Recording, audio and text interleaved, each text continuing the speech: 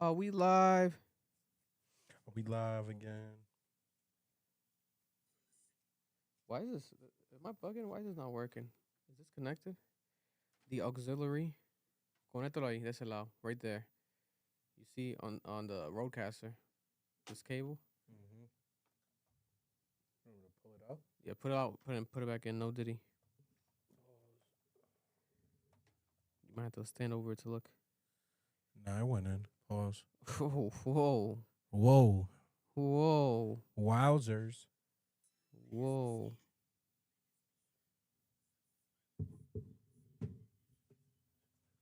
Let's see.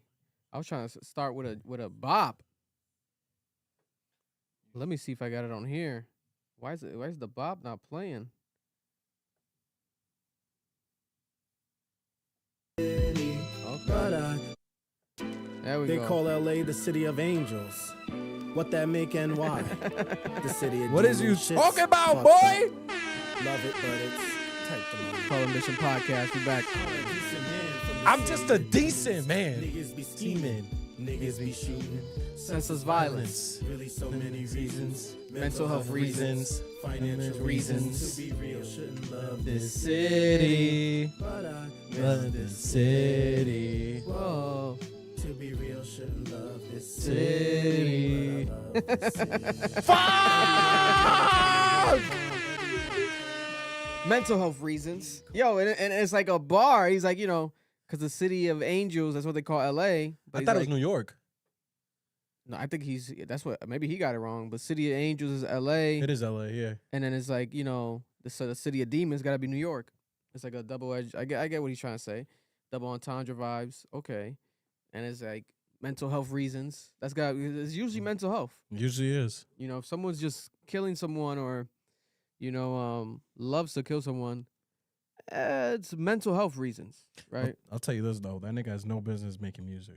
That nigga looks like That's the next Drake. What are you talking about? bro. I want all y'all to look at me when I That's say the next one we want. That's the big one, not big three. Yo, this nigga looks like he ran to class like Naruto with his hands behind his back, ready for lunch. Mental health reasons. Mental health reasons. Nah, this nigga looks like a school shooter, bro. I'm a decent man from the city of demons. I know you are, I could tell. Niggas be scheming. Nigga dressed Niggas like a be decent shooting. man. Senseless violence, really so many reasons. Mental health reasons, financial reasons. To be real, shouldn't love Love this this city. but I love this city. City. Whoa. I walked around the crib last night playing that shit. Like, I went outside, threw on some headphones. We got some real music right here. Brand new song, Swifty and Yamg. Providence, Rhode Island own, right here. What you talking about? We was in the music for to play some dominoes, nigga. Let's go.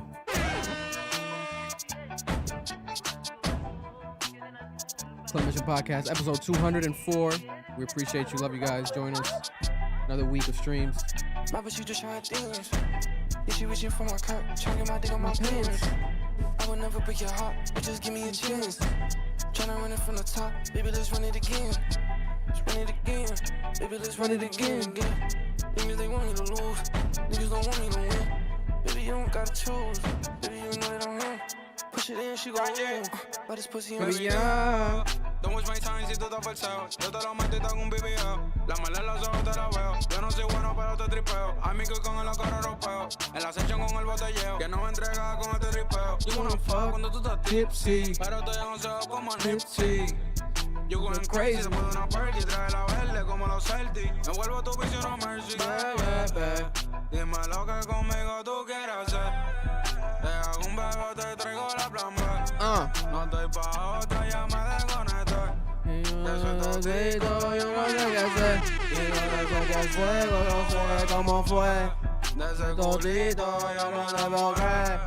ese Todito, yo no sé por qué. Y no sé cómo Fue, cómo fue, cómo fue. No sé cómo fue. Damn, my bitch, she just wanna dance. Yeah, she reaching for my cock, trying to get my dick on my pants. I would never break your heart, baby, just give me a chance. Love y'all, appreciate y'all. Round of applause. We are back again. Club Mission Podcast, episode 204. You know the vibes. Victor Baez, the weekly host here. Thank you for joining the live stream. If you're here in the live stream, then you're a part of the Cap crew officially. Let us know how we sound, how we look. You are our live producers during the live stream. If you're listening to the playback, watching the playback, love y'all the same way. Appreciate y'all the same way. Thank you for joining another podcast episode from Rhode Island to the world. Marloon is out this week. He's getting booked again, doing another engineering job for Playboy Cardi. You know what I'm saying? Listen, when the bad calls, and we got Noel here today being a producer and also the co-host extraordinaire in the What building. you talking? Wait, hold on. Brand new hat. I like the hat. Thank you. I thank you. Vertebrae snapback. Yo, I'm gonna What? let you. You never heard that song before? Vertebrae setback? Vertebrae snapback. That's what that is? Yeah. Okay, that's nice. Yeah. Thank you. I appreciate it. Fucking Bass Swag made the song Meta Black. Black Matt. Vertebrae snapback. Black Matt. Boston Red Sox won today, 2.5 games behind for number 1 in the East. I'm letting you know right the fuck Really? yes, bro. Damn. I'm letting you know right the fuck now. If we win the division, I'm coming in here going crazy. It's gonna be a whole event, nigga. Pulling up the Fenway. Yo, I bought a costume. I have ideas. Are you gonna dress up as the green? What's it called? Not the Green Monster. The What's the? Oh, so hold up. Am I playing in the background? You might be playing it live, yeah. Hold up. Whoa. Let me turn off the YouTube. But yeah, what's the mascot called again? I forgot.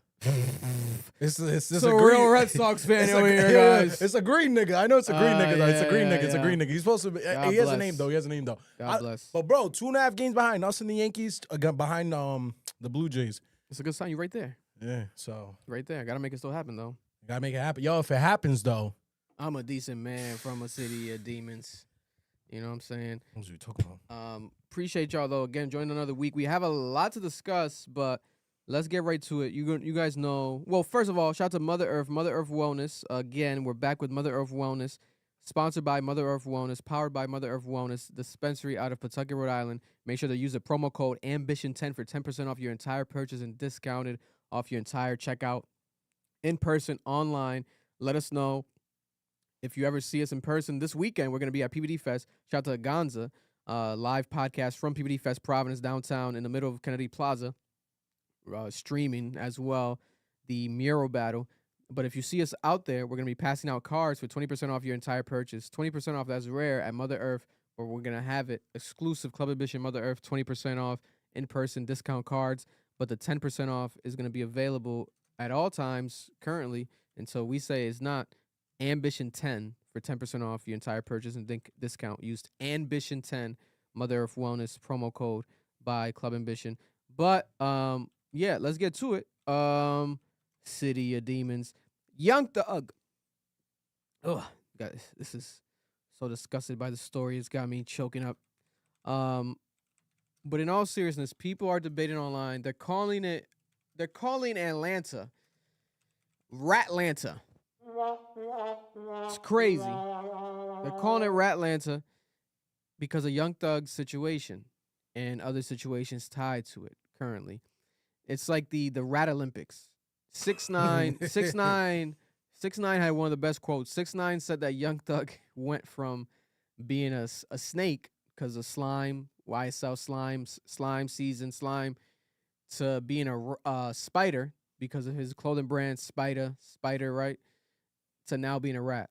It's like he went from a snake to a spider to a rat. Jesus He keeps Christ. transforming into different type of animals and creatures.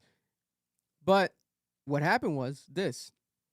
We've been telling you. I'll speak for myself. I've been telling you that the moment that Gunna came out of jail and you read the Alfred plea deal, it was a unique situation where, in my opinion, it wasn't a stereotypical snitching. It was something that he was doing for his interest, but it didn't affect and it wouldn't affect the case.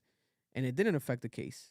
So it wasn't like he was purposely trying to target Young Thug or snitching on Young Thug. It was an Alfred plea deal, an agreement to help his situation. Something that Young Thug's own brother, Umfunk, his blood brother, his own brother, I think younger brother, actually did the same Alfred plea deal as Gunna. But nobody suffered the actual consequences that Gunna did like Gunna. Everyone else was scot-free. Nobody looked at it the same way they were looking at Gunna. Why? Because of Young Thug.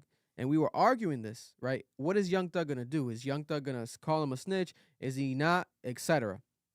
This was something that record labels literally made millions of dollars from and spent millions of dollars in marketing. There was billboards across the entire country that were saying whatever Wham says goes, right? Whatever Wham says goes. And it was like, oh, whatever Lil Baby says goes. Basically saying if Lil Baby and Young Thug have an agreement that Gunna's a rat, then he's a rat. This was a marketing rollout for Young Thug's album when he was in jail, for Lil Baby's album. Like they were literally profiting off the idea of street credibility while Young Thug was in jail. Like it was crazy. Like it was like, what are we're just witnessing these billboards all over the place. But it's like, okay, we're supposed to accept it. It's black culture. That's what we do, right? It's cool. It's like, but I felt weird about it. I'm like, why are the record labels backing this like ideology and like the snitching no snitching thing? Like one thing is for someone to post it on their Instagram, but for like billboards to pop up, this might not age good. This is gonna age bad. Come to find out, now it's aging bad. Why? There's been a 2-hour-long interrogation from years ago that Young Thug was speaking to police, and they're playing clips from it all over the internet, and they're saying that this is snitching because he is saying verbatim that certain people have done crimes and that he might have done a crime with certain people. Specifically, it was I want to say 2018. I could be wrong. Someone correct me in the comments with the date. But I think it was 2018. But it was when Lil Wayne's tour bus got shot up, and they were tying it back to Young Thug. But Young Thug was basically saying that, they were trying to say, like, oh, you guys are trying to say it's Pee-wee, it's not, I'm not trying to mess up your case. And this went viral, super viral, because people were like, wait, so is this not snitching? Is this not actually, by definition, snitching, where you're talking to the police and you're talking about crimes? So that went viral, especially if it's a 2-hour interrogation, because you're not forced to say anything. If Young Thug wanted to not say nothing, he could be quiet if he wanted to. But his whole thing from the tweets was, oh, I'm just lying, right? Or I'm just trying to, not just lying, but I'm trying to spin things, etc. It's a different situation from the Gunna situation.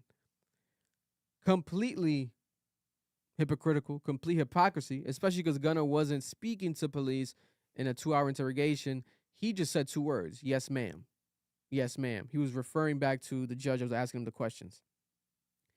But people are going to play these games, right? They're going to play these games. And there's been various calls that have gone viral. I'll play the audio of this one right here. This is I messed up there. This is the interrogation clip right here. Let's play the audio right here. This is one of the clips.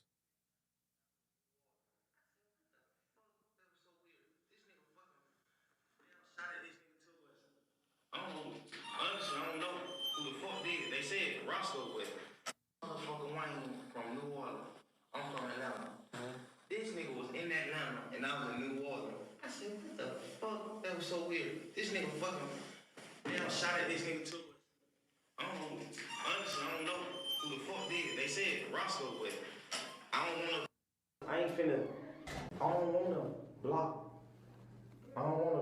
block out y'all case by saying Roscoe didn't do that. And knowing Roscoe, man, that man a fucking scrub. That fool. I'm like, you shot at somebody, bro? But I don't fucking know, because every day nigga broke a fucking ball. I don't. So it's like, okay, is this, 2015, my bad, the date was 2015, the year was 10 years ago when Lil Wayne's tour bus got shot up, and there was people allegedly trying to tie it to Young Thug and Birdman because of the time of the Birdman, Rich Gang, and Lil Wayne, the beef and everything that was happening, and Young Thug beefing with Lil Wayne. Yeah, it was 2015. 2015, 10 years ago, my apologies. So 10 years ago, a decade later now, we have interrogation audio, 2-hour-long interrogation audio leaking a decade later. In my opinion, I think the people leaking it is Fannie Willis, right? Or the the people from the Atlanta case, the government from the Atlanta case, probably targeting Young Thug, not fucking with him because he was calling them out, shitting on them, and this is like a way for them to make him look hypocritical, fuck up his own street brand, or if Gunna's smart enough, maybe Gunna has had his legal team try to get these audios, these tapes. The state has control of that. The state has control. Mm-hmm. You're probably your first guess more accurate. It would have to, because I'm like, why the hell? What's the timing is crazy. Because everything that's being dropped is specifically around this conversation. This could have come out before Young Thug got arrested. This could have came out before then. This could have came out years ago. It's coming out right now. Yeah. Right? So it's like, coincidence? Maybe not. But there's a couple of pieces of audio that have gone viral aside from the interrogation. Now, we also have 21 Savage on a phone call with Young Thug. And these phone call clips have gone viral, right? I think it's like a 30-minute plus long phone call or the full call. This is specifically 21 Savage defending. We have 21 Savage defending Gunna to Young Thug while he was discussing the Alfred plea deal 3 years ago that Gunna took that got him out of jail. And he was talking on the jail phone, it seems like, to Young Thug.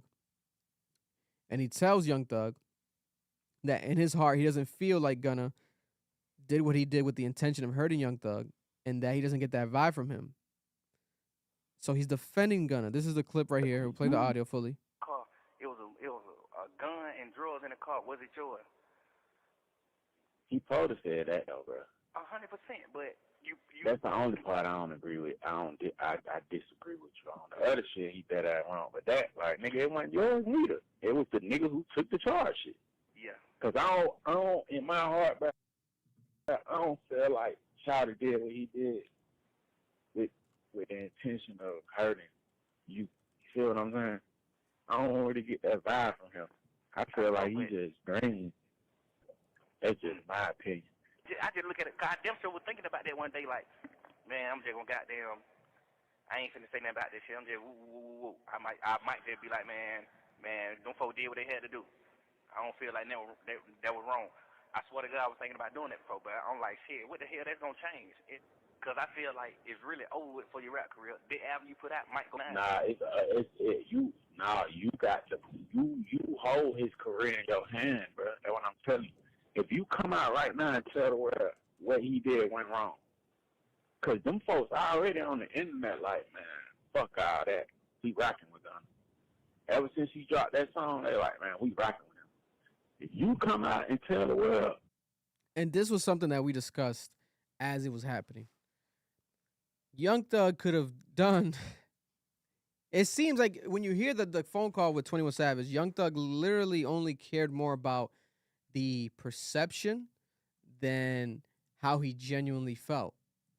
He's like, yo, Gunna's rap career is over, but if I come out and say like they just did it, what they had to do, you know, they're not snitching, then it could turn the table, right? It could help him. And it's like, Nick, yes. when did you know that this was going to be a special night at the plate? It literally could. Like, why wouldn't you want to maybe do that? And it's like, oh, because he just chose not to. He fell a victim of his own, I guess, the streets and what the street theory is and the street beliefs and the street code. You know, you got that video of Gunna doing that. They're like, oh, if it's video, it's audio, that's something that's more concrete than someone just saying something, right? So it feels like it's irreparable, unrepairable, something that can never be fixed, right? But that's not true. I don't think that's true. I think it's outrageous to believe that, especially in this type of predicament. They're saying it's skipping. Hold on. What, the audio? Mm-hmm. Give me a second. Let me hear it on my phone.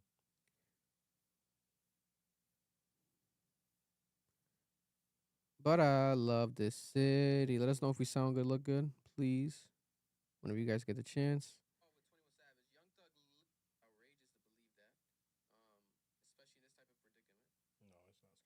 It sounds good? Okay, we sound good.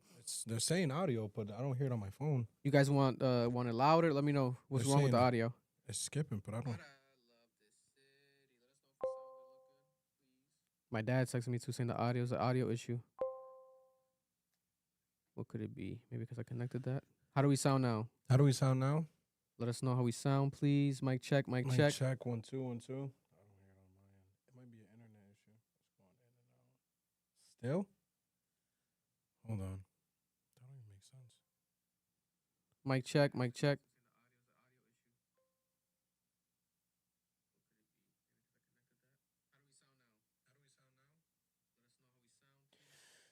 Brother, I don't hear it. It might be. Thank you. It might be on y'all end. How's it sound now, guys? We sound good? Is it skipping? What's going on? Let us know the specifics. We are live. It's a live stream, so these type of technical difficulties will occur and have always occur. So let us know. We want to sound the best and look the best for you. Saying it's still skipping. I'm about to restart this shit. Still skipping? Mm-hmm. Hold up, then. Maybe it might just be mics. They're saying audio going in and out. In and out? Or turn off the roadcaster and just That's turn. what I'm saying. Yeah, just turn off the roadcaster. Give us a second, guys. Give us 10 seconds. It's good now. After I already turned this off. Hello? Oh, I didn't turn it off. Okay. They're saying it's good now. Is it good now? We sure? Are we sure, chat? Let us know, chat. Cap crew. It's not good. Yo, are y'all trolling? Turn it off the. You gotta press it hard. It's like a weird button. There we go. Not good. Never mind.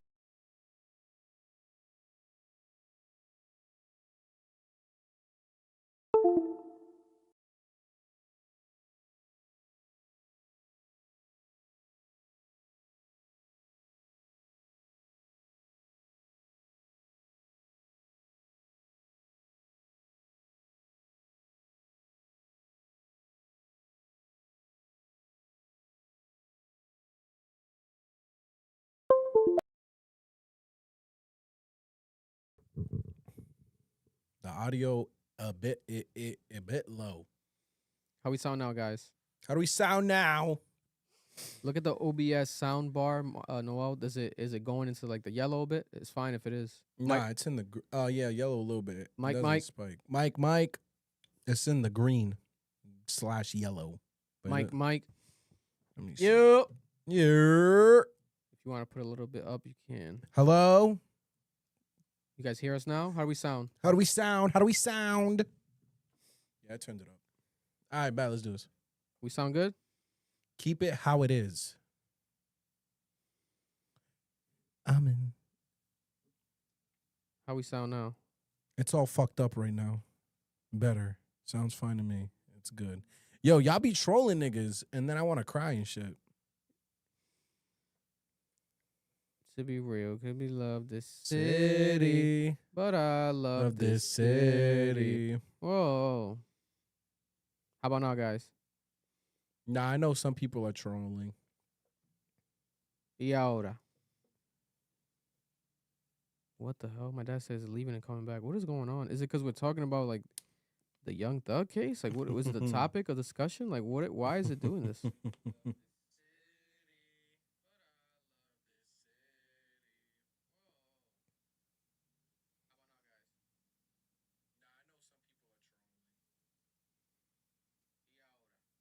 Sounds good. That sounds good. They're trolling. They're trolling, bro.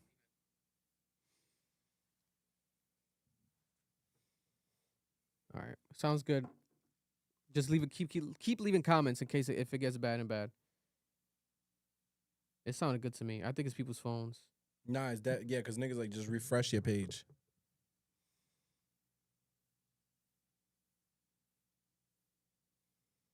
He said dad got more pressing issues like his 401k. All right, let's see. Yeah, I think it's people's signal because it sounds good to me. Nah, it sounds good on my phone. All right. Also, there's another clip of Young Thug saying that Gunna snitched because Gunna had a girl that he was trying to get back home to. Basically. Man, I know you regret it. You hate yourself more than I hate you. Man, you get out of jail, you fuck, smoking some weed, you kicking your shit at your house. A week later, that shit well. Nigga like, damn, man, I'm tripping. Mm-hmm. Like, come on, bro. We got into it the other day. She called him a rat fuck, nigga. Yeah, he got down there started crying. That how I supposed to be though. Like, ain't no girl supposed to be fucking you and then like. I really be like that. Like, I wish you don't never get no pussy no more. You don't never get another dollar in the world. Like, you don't deserve none. You don't deserve none. I don't give a fuck about none of that. Man, you don't deserve none. But you the worst one. But you don't deserve nothing. Like, but you probably feel it like, but you don't know nobody on this fucking case. Like, you don't deserve that. And you don't deserve that. You don't deserve no pussy. Nigga did that shit to get out for a hoe, bro. We threw a nigga jail call and shit. Nigga just straight just, damn, man. I love you, baby. What you doing? Man, yeah, I'm gonna be back with you in a minute. Yeah. I'm just, yeah, man, this shit lame, man. Damn, man. So I doubt that Gunna did that for that reason. I think Gunna was just advised by his legal team to take this, and he got it broken down a certain way that he didn't understand. I mean, he said it in Bread and Butter. His first song out of jail, Gunna said it. Like, he was like, he basically got set up or whatever. He got played real quick.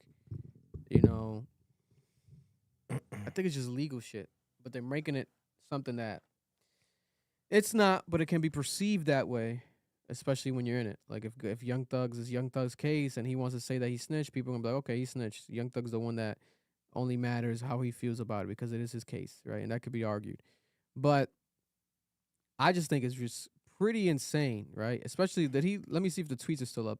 The Young Thug tweets were crazy to me. He was wild. He basically said, yeah, my brother snitched, but we thought it was okay because me and my mom felt he shouldn't go back to jail. Bro. What? He said, I think he deleted the ones, but I have it here saved. That way we can talk about it real quick. Because I was like, wow. That was the worst part to me. He says, rat where? I'm not a rat, Young Thug says. They didn't play my interrogation video in the court because I helped my brother. So he's saying that the Pee Wee Roscoe guy that he was talking about in the interrogation audio clip, he helped, right? Then he says, stop trying to make me one of those boys. Death before dishonor. This way, kids. He said that the motion got filed because the detective lied and said I said a statement in the back of a police car. That never, ever happened, stupid. And he posted the motion to file, right? Then we have Atlanta now up in arms because we have another rapper, Rollo, street rapper Rollo. Rollo came in and said, well, bitch, I lied to the feds for real, and you still called Little Baby and told him to cut me off because I wasn't right. So now you're going to have to go through the same.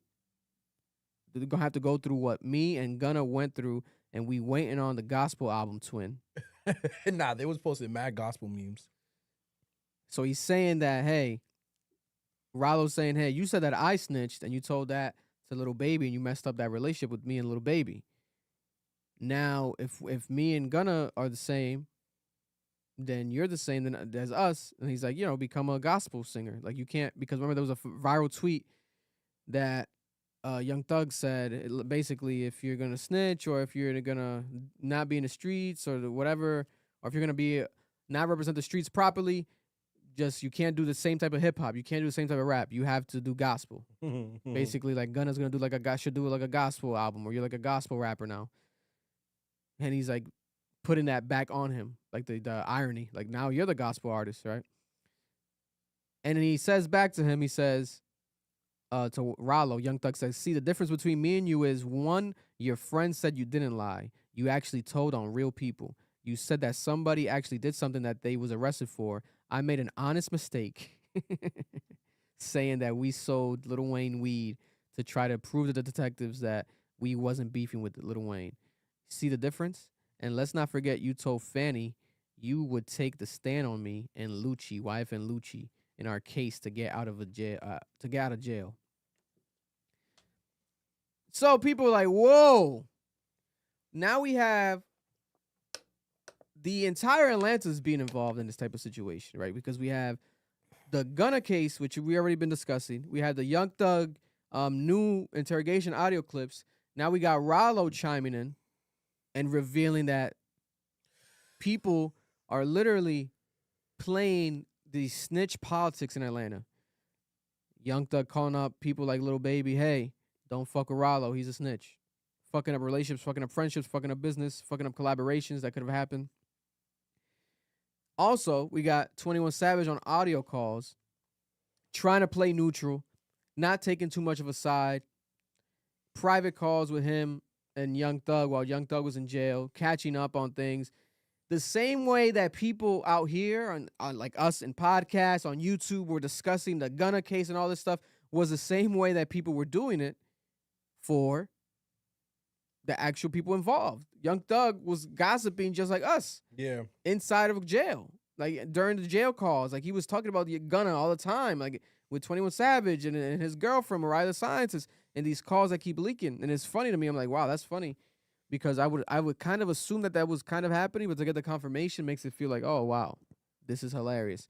The most telling part to me, like how ignorant everyone involved was when he said, I can't forgive Gunna because Lil Durk, Lil Baby, and Future already cut him off. Yeah. Which like showed me this was really just a reactionary thing. Perception battle. Yeah, and it wasn't actually like, oh, we linked up with Thug. We went to see Thug in jail, and like he told us, nah, he ain't valid. This was more like there was perceived that Gunna was a rat. Niggas cut him off, and Thug was like, shit, I gotta stand on this side of this situation.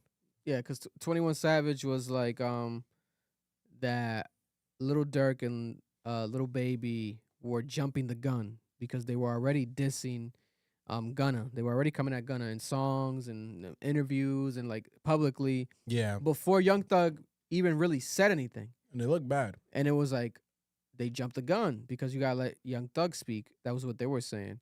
And Young Thug's like, damn, you're right. But now that they said that, I can't go back on it. Yeah. So it's like this weird like street code that these rappers are trying to play. I don't think that was street code. I think that was perception.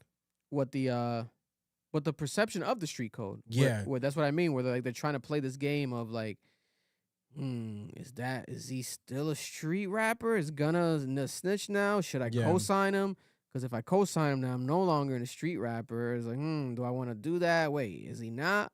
I think the mentality was like, he's still my artist. Mm-hmm. Even if I forgive him, then I may get, blackballed as well. And now I also am on the same island with him. Yeah. Which I could see him not wanting to do that. Also, if you guys are watching on YouTube, close the app and open it up again if you want to help the audio. There was an audio issue earlier. It'll probably help you if you still have any issues with the audio. If you can't hear during the live stream, just close the YouTube app and then open it up again to the Club Ambition Podcast episode stream, and you'll be good. If you have any audio issues still, any skipping or anything, that's how you fix it. But I think it's dumb as fuck to even still have Gunna on your label, because the idea of business is business is like, okay, but it's only going to backfire on you like it did right now. Just drop him. If you really think that he's the snitch and like you didn't really fuck with him, it made no sense for me to still keep him on your label, and he's on tour, and the whole tour he has signs that say free Young Thug, free Thugger Thugger, free Spider. And it's like, you come out and now you're just shitting on Gunna? It makes no sense. Yeah. To the point that we have now CD quality of a new song that's going to be on the Lil Baby album. We spoke about it last week, but now we have the CD Q. I'll play it right here when this is Gunna.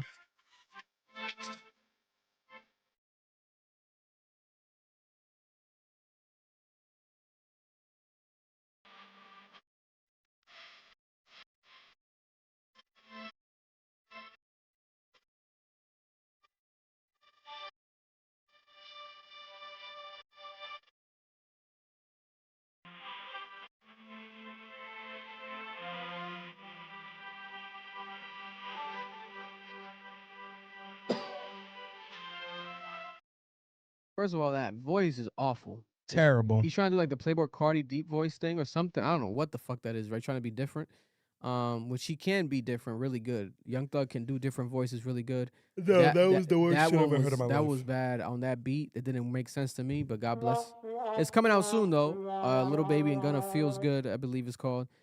Lil Baby and Young Thug, my bad. But Young Thug on there says, Gunna, the only reason I fuck with you is because of Troop. You supposed to be my brother, nigga. And he's like, you know, but you fuck with you're okay with people snitching, so you're not really a killer. And it's like, what are we doing here? Why would you put that in a song? Aren't you on? Isn't it like on probation? Yeah. Like, why are you doing these? Like, I don't know why he's tweeting that shit. Is it because okay, you change your voice so now you can lie and be like, I'm an artist. Like that wasn't me. That was just a character. I'm changing my voice. Like, how do you protect you? You're not protecting yourself legally. Like, Young Thug's gonna end up back in jail. Like the way he's moving. Like, why do you care so much about all this? Like, you're gonna violate your probation. Like, God forbid you do. Like, no one wants you. No, I'm not gonna pray for that to happen to nobody. But it's like, bro, that's what this seems like. It's like you want that to happen. The tweet and delete shit doesn't protect you. People saw the tweets. People, these rappers be tweeting and deleting, and people see the tweets. They're gonna screenshot them. You're not a new up and coming rapper. You're Young Thug. These tweet and deletes, they can be used against you in court. If your probation officer wants to say you violated it, or you have any hints of violation, it's like, come on. And why would you be co-signing being a killer? Like now, after this, you still want to be like, people got to be killers. Like, it just, to me, it doesn't make sense. I think he's falling off, bro. Nah, Young Thug, I think he's falling off. I've been saying this for a while. People think I'm crazy. I think he's falling off. I think, I'm gonna be honest, I don't think he has a team. I start reading a lot of this shit. I'm like, you don't have a PR person. You don't have anyone working your rollout. You don't have anyone doing anything because why are you tweeting this? Where's your lawyer? Doesn't make sense. Where's your PR team? Where's your album? Where's your rollout for your album? Why are you doing interviews that are worthless? Why is Mariah dropping a song and that's not your focus? I'm not a song, an album. She dropped a phenomenal album. You haven't said a word about it. You on the internet talking about snitching. You are not utilizing the power couple you have to push your brand. At all. You have a bad team. At you have all. no team. Because that could be his comeback, is that power couple dynamic. Yeah. You can easily do that, right? Do some music with her, collaborate with her. He wasn't on her album. Why are you not on the Mariah Sciences album? It doesn't make sense. Because there's no team. It doesn't make sense. There's no team. And on top of that, Gunna just dropped a great album. Last album on your label. You no longer have Gunna. You've lost your biggest asset. That label's probably done. There's no more YSL. After this, what YSL is there? There's no more. On top of that, you didn't drop First Day Out. You didn't drop a song right when you came out of jail. You literally did every bad move that you could have done. The only decent thing was working with Future because he's Future, but that song was mid. That song didn't have legs. No one's talking about it now. That was a bad single. You keep pushing back your album. And Young Thug did tweet this, which I found interesting. And I agree with him to some degree. You know, these minor words that he said right here. And I think he was quoting somebody, right? Where he says, damn, did he delete it too? God damn. How many tweets and deletes? Oh, right here it says it. Let this music talk, Spider. Let this music talk, Spider. Energy, Spider. Thank you, God, for everything. So it's almost like he's either talking to himself or that's what someone told him. Let this music talk. You know what I'm saying? Speak to the music. Put that energy towards the music. Young Thug has to drop the best music of his career. It has to be better if he doesn't drop the best music of his career, if this album is bad and is mid, I'm telling you right now, people are not going to give a fuck about Young Thug. Because what is he going to be doing for the rest of his career? His ego is going to be hurt. All he's going to be doing is trying to chase the street rapper mentality that he's now placed on himself, even after his case, that he wants to uphold. And now there's this interrogation audio, which people are going to call him a snitch still for the rest of his life, even if it's jokingly, however you look at it, they're still going to call him a snitch, right? What is he going to do? Fight people in the streets?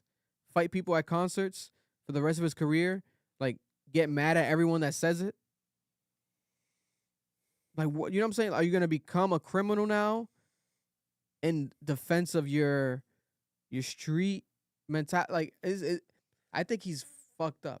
I think he's opened up the Pandora's box. I think the funniest part was when he was tweeting. He goes, "I made a mistake. I made a small mistake." Something like that. Yeah. When he was talking about, I was trying to say that admitting to selling drugs to Lil Wayne with Roscoe. or Pee Wee Roscoe. And I sat there and I'm like, bro, so what you did was a mistake. Was an honest mistake. That's what he called it. He said it was an honest mistake. You have moved this goalpost because it caught up to you. God's sense of humor is great. I think this is the funniest shit in the world. Right. I think he has no way of coming back from it without there being a great strategy and good music. Because, nigga, you made this your whole thing since you've come out. The whole thing, his whole brand. This has been your identity is attacking this nigga. His whole brand is just like the idea of, is he, you know, he's anti-streets. I mean, he's anti-snitching. He's for the streets. He's like pro-street. And like he wants to be a street like soldier. Brother, why? Now that's what got you in jail. I'm real. I held it down. Like we have to stop glorifying this idea of to be acceptable rapper. He needs to be a street rapper with actual street credibility. And you guys are all entertainers. I won't lie though. If he ratted, he's a piece of shit. Who ratted? If they had given evidence that was used to put someone away, either one of them, they both do not deserve to be supported in music. Because this has been people only gonna care. Oh, people will still care if the music's good though. I'm gonna tell you straight up. This is my opinion on this situation. We gotta stop. They both knew what they were doing. 100%. Thug knew what he was doing with YSL, and Gunna knew what Thug was doing with YSL. Now, you could make the argument Gunna could have left Gunna couldn't leave the label. He was under contract. Or why would Gunna give it up? Yo, there's a point where you're just selfish. And you're like, nah, I don't want to give up that I'm hot. I'm on the hottest label in my city, in the region. I'm on top of the world. Gunna could have left at any moment. He chose to stay. You knew what these niggas was doing. You got caught up. The same with Thug. You could have stopped at any moment. You kept this street shit. Bro, it was so bad. The moment YSL went to jail, like they locked these niggas up, the crime rate went down significantly in Atlanta. Yeah. That's a problem. You're not going to feed me this narrative that you didn't know what you were doing. You all knew what you were doing. And you were all benefiting from it. So don't turn around and then start ratting on niggas. You knew what you was doing. Now, I'm not saying they're rats. I'm saying if they did rat and niggas was going to jail because of your testimonies, you are part of the problem. You should have fucking took accountability for your actions. You participated in this story. You knew what you were doing. You don't get to throw the nigga you was doing dirt with under the bus. That's evil and that's wrong. Because they're dangerous. They at some point were a danger to their community, whether we want to admit it or not. That was the biggest debate at some point on Twitter. At one point, we're like, yo, what are we defending here? Crimes. The crime rate went down when these Defending niggas went crimes. to jail. And I'm not saying niggas should go to jail. I don't believe in the carceration system. I believe in restorative justice. My thing is this. Yeah. We also have to hold niggas accountable. You're right. We got to stop glorifying the street shit. But if you're going to do dirt, if you're going to be a bad person, if you're going to commit crimes, my nigga, you don't get the right to throw the nigga you did it with under the bus. Yeah. You benefited off the system. That's the only reason why I'm against snitching as a concept. But in this scenario, they both did the same thing. They both cooperated with the police to some extent to not go to jail or to lessen their sentence or lessen the severity of it. Bro, this is my question to you at this point. Let's say Thug's music is ass. Gunna's is fire. What do you think Atlanta's going to do? The people of Atlanta. I think the people of Atlanta are going to, by default, they're going to have to, especially if we're talking about long term, people will only care about the good music. Whatever has the good music, whoever has the good music, the better music, I think is Gunna. I think in the long term, Gunna is going to prevail in all this because he kept it to the music. He kept it on. Let me focus on myself. He's like a part of run clubs. Like he's running marathons. Like he's healthy. Like that's what his mindset is at right now. Next thing we might see him is he might marry a woman and get a girl pregnant. He might start a whole family and like have songs about his family. I can see that happening. That's the trajectory of his career. It's not getting worse for him. It's gotten the worst it could have gotten. Now, it's only getting worse for a Young Thug. A Young Thug keeps dropping mid-music. Now, Young Thug's talent is to an astronomical level. I think way beyond Gunna's. But that's why he's held to such a high standard. So if you drop a single for your first album out of jail, it's supposed to be a smash record because you're capable of doing it. You're Young Thug. And when it's a mid record and it's forgettable and it's like a fake Otis music video type of thing, it's like, oh, this is what we got? This is what we waited for? Your album that you dropped when you were in jail was mid, but it was still better than this. Yeah. The Drake song with Young Thug was better than this. No, yeah. Like, he had songs that he was dropping while he was in jail that was better than the single. It doesn't make sense to me.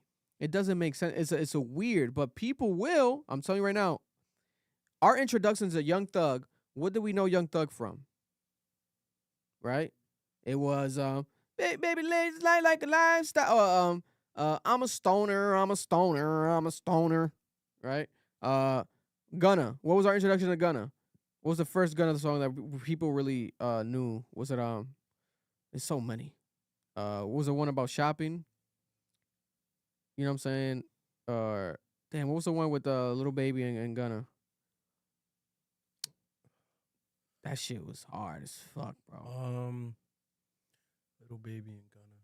There's a few. I want to sing the hook just to make people reminisce. Because I'm a real Gunna fan. Like, if we're gonna take it back to like the mixtape eras, drip too hard, guys. Way too cold. We can stand around all this way. Drip or drown. Drip or drown. Ooh, drip or drown. Ooh, but it was before that. Floyd Mayweather. What was that first? Drip too hard. Drip too hard. But even before that, what was a big song that kind of like put Gunna on the map? Was it on Drip Season? No, I can't remember. I think it was Drip or Drown. Drip or Drown, the original. Yeah, Drip or Drown, the original. Yeah. Oh, okay. Okay. Spin it and spin it. Yeah, someone said okay. Okay. Bangers on bangers on bangers on bangers. Okay. This shit was my shit, though. Top. It was hard. His mixtape, bro, Gunna was going crazy. But what I'm telling you is we know these people from music. We don't know them as like, oh, the first time we heard of a Young Thug was because he shot someone down the street. Yeah, Vic, but we can't do that. No, but that's what it is. No, but that's because the reality. In Atlanta, that's what it is. In Atlanta, yes. But I'm talking about in the reality of the actual fan base. People only give a fuck about the music. But that's Atlanta's reality.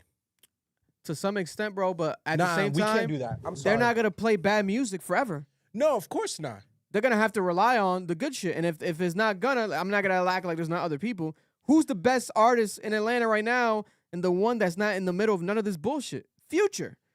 They can play Future music for the rest of their life. They can play Young Thug music for the rest of their life. The old shit. But I'm talking about the new shit. I'm talking about like the new hot shit because everyone's always moving on to the new hot shit. What's going on right now? What's on the radio? What's in the clubs? You know what I'm saying? What's that new shit? Young Thug right now, it seems like it's not going to be a future of that happening. I'm telling you right now. It's not because they're going to call. You got people in Atlanta themselves calling him a snitch. No, yeah. But so now if it's like. But they're calling both of them a snitch now. So are we going to push them both aside? Which you can do as a city. They're not going to. I'm telling you. They're going to pick the person that has the better music and is Gunna. No, of course. But if we're talking. Strip clubs, Magic City, etc. If we have anybody from Atlanta in our chat, let us know. I'm assuming they got to be playing Gunna right now. They got to be playing that Burna Boy song with Gunna. Who's getting fucked tonight? We getting fucked tonight. Every club in the world, they got to be playing. That's one of the hottest songs out right now. It's a hit record. Every girl's posting it. It's all over social media. It's just like it has Burna Boy already. You add the international element. That's a better song than any song that Young Thug's dropped. Maybe since when? Like, it's been a while. Probably since the Young Thug and Chris Brown album. Because that's the album before the Business is Business album, right? Yeah. Or the Punk. Nah, there was some shit on Punk. The Punk album. There was some shit on the Young Thug Punk album. My thing is, bro, if Young Thug comes out, drops fire, I'm still pissed if they rock with him. Bro, this nigga's on the internet glorifying violence. Like, beyond what we've seen in a long time. This nigga saying, nah, you gotta be a street nigga. You gotta be solid. This nigga's attacking other niggas. Yo, at some point, we gotta stop and actually ask ourselves, what are we doing here? What are we actually doing here? But who's been saying this for years? There's been people who said this shit for years. Charleston White has been saying this for years. There's been a lot of people saying this for years. 6ix9ine has been saying this for years. But what happens? Right message, wrong messenger. Their delivery's awful. They get over the top with it. They get disrespectful with it. Yeah. You know, they basically become the type of person that they're shitting on. They get too crazy. Like Charleston White be talking about people's kids and families. He be bugging. It was OD, and I get it. It's entertainment. He is funny as fuck. But then it's like, okay, now there's a reality to it when you see the shit happen in real life. When Little Dirk went to jail, Charleston White again predicted that. These are things that happen where they're only an actual victim to their own. They're actual victim to their own actions. Whatever the fuck that they do, they set themselves up for that, right? When they're like, you want to be pro. It's almost like that person that you know that's like mad, like homophobic. It's like, oh, why is this guy so homophobic? It's like awkwardly homophobic all the time. Oh, you're closeted. You've actually. Oh, that's why you're homophobic. Oh, anti-snitch. Everything's anti-snitch. Oh, wait a minute. You have a funny situation where now it seems like you were snitching too. Yeah. So and he knew it existed. It's that fake shit where like you're just projecting. He's just projecting, and he's also just trying to do it because he thinks that that's the right thing to do. He just wants to be accepted by the streets. He just wants to be accepted by the people, but it's not what he feels in his heart. It's not his integrity. It's not his real, true feeling because he knows, like how 21 Savage was saying, I don't think that Gunna did this purposely, etc. Now you opened up Pandora's box. You do this shit where it's like now you want to play this game. You're going to play this game to the fullest extent because Gunna, the hottest artist out when he came out of jail, album flawless, hit records, everyone playing. When the music and the talent is to that level, it makes it much more of a harder situation and argument. If Gunna dropped some trash,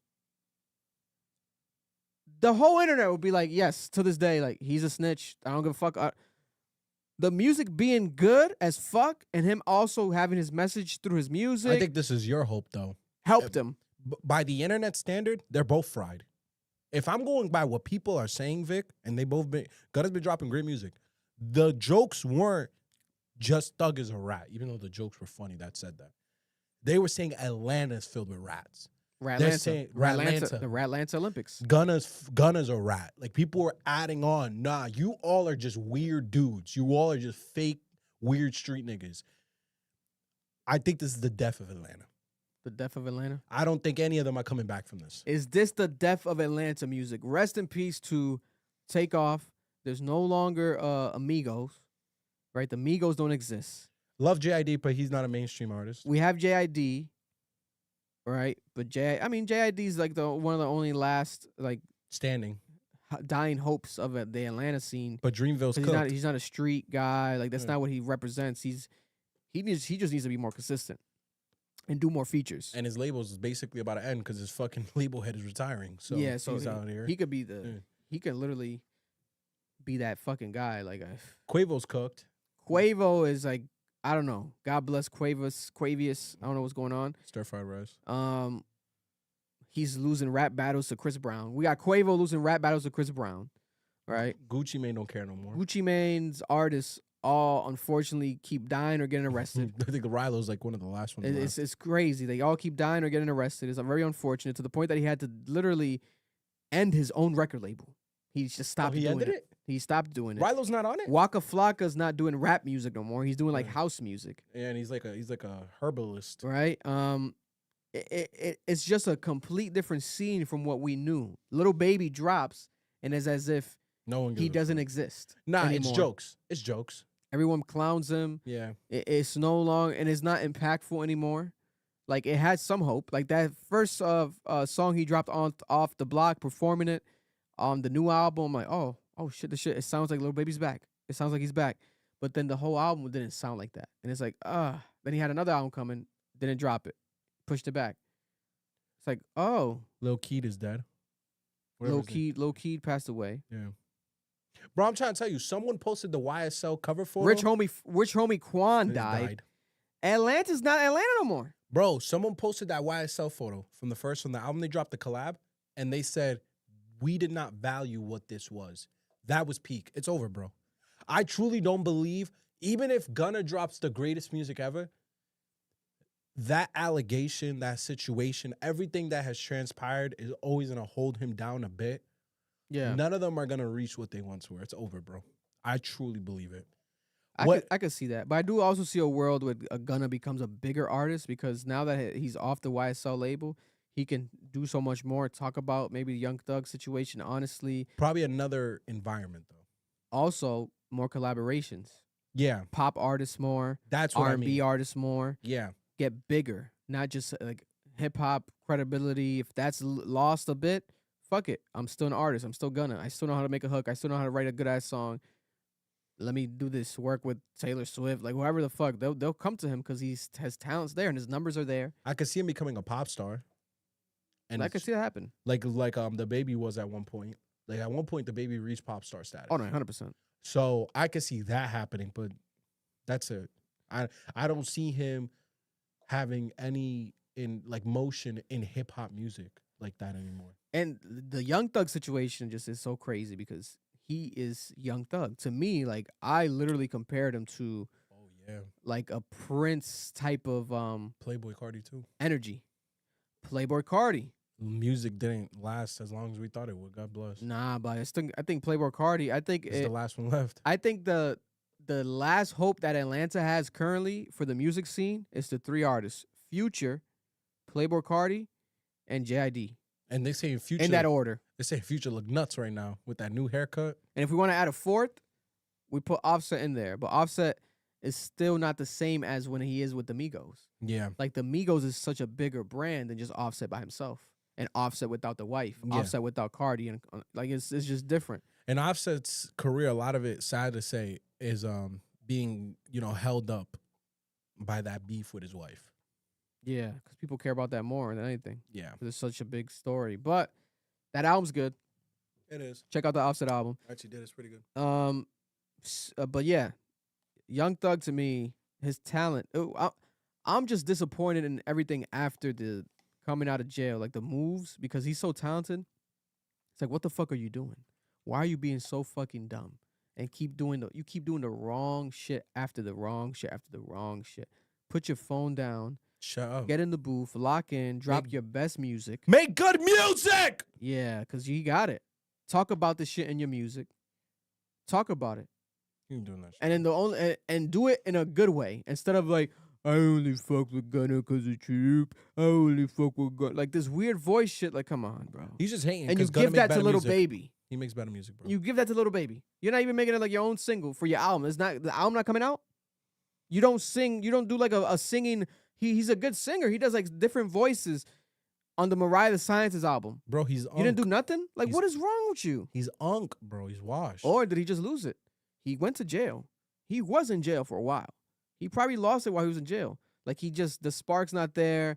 The ghost writer, writer's block. The writer's block like kicked in to a different level. Doesn't want to admit it. Doesn't want to face the music. It could be that.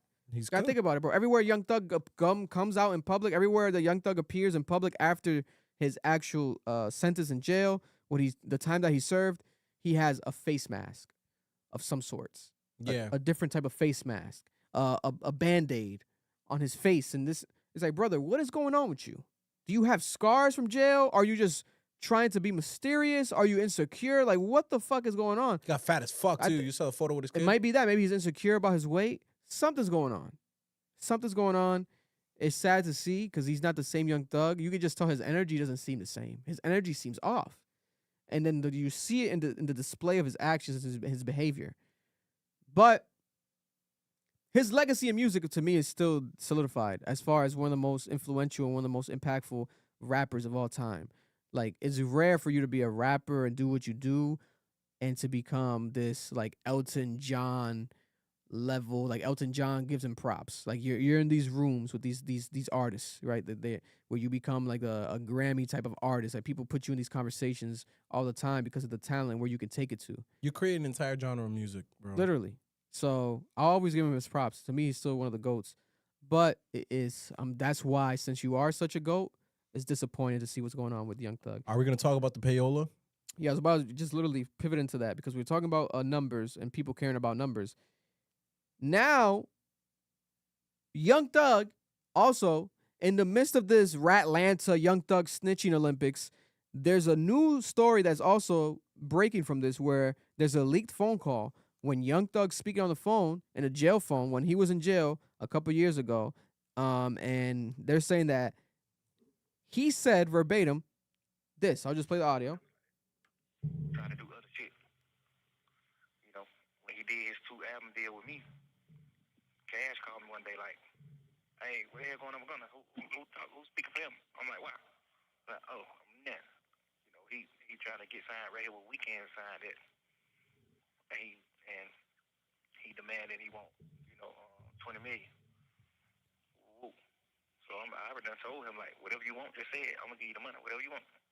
Just on some we brother shit. Like, I know you can't go nowhere in this world and get no $20 million check from no label. You're not doing numbers like that. You alright, but you ain't doing that like that. You know, like the number one album you just had right now. I paid for you to have a number one album. You didn't. You know what I'm saying? Honestly, earn a number one album over the weekend, my boy. I paid for that shit. I never said that to him. I never told him that. You know, cause we just got the plug on that. Like, you never earned a number one album. I spent $50 extra grand buying motherfucking streams, $50,000 buying streams for you to beat Weeknd. Like, and Cash know the same plug, so Cash could have did the same thing. But Cash like let it go. Cash just like stand down, like, man, let the nigga on the win. I ain't standing shit. Stand down. Crazy. This is crazy, bro. Yo. Wow. Bro. Wow. I want all of you to apologize to me. Because when I said that these niggas was botting, I was called a OVO hoe. Bite me. I know for a grip. Bro, these numbers don't make sense. What are we talking about? And to break it down more, remember this, guys. Remember when, what was the year? Damn, I want to get the year right when I'm breaking this down. Yeah, 2022.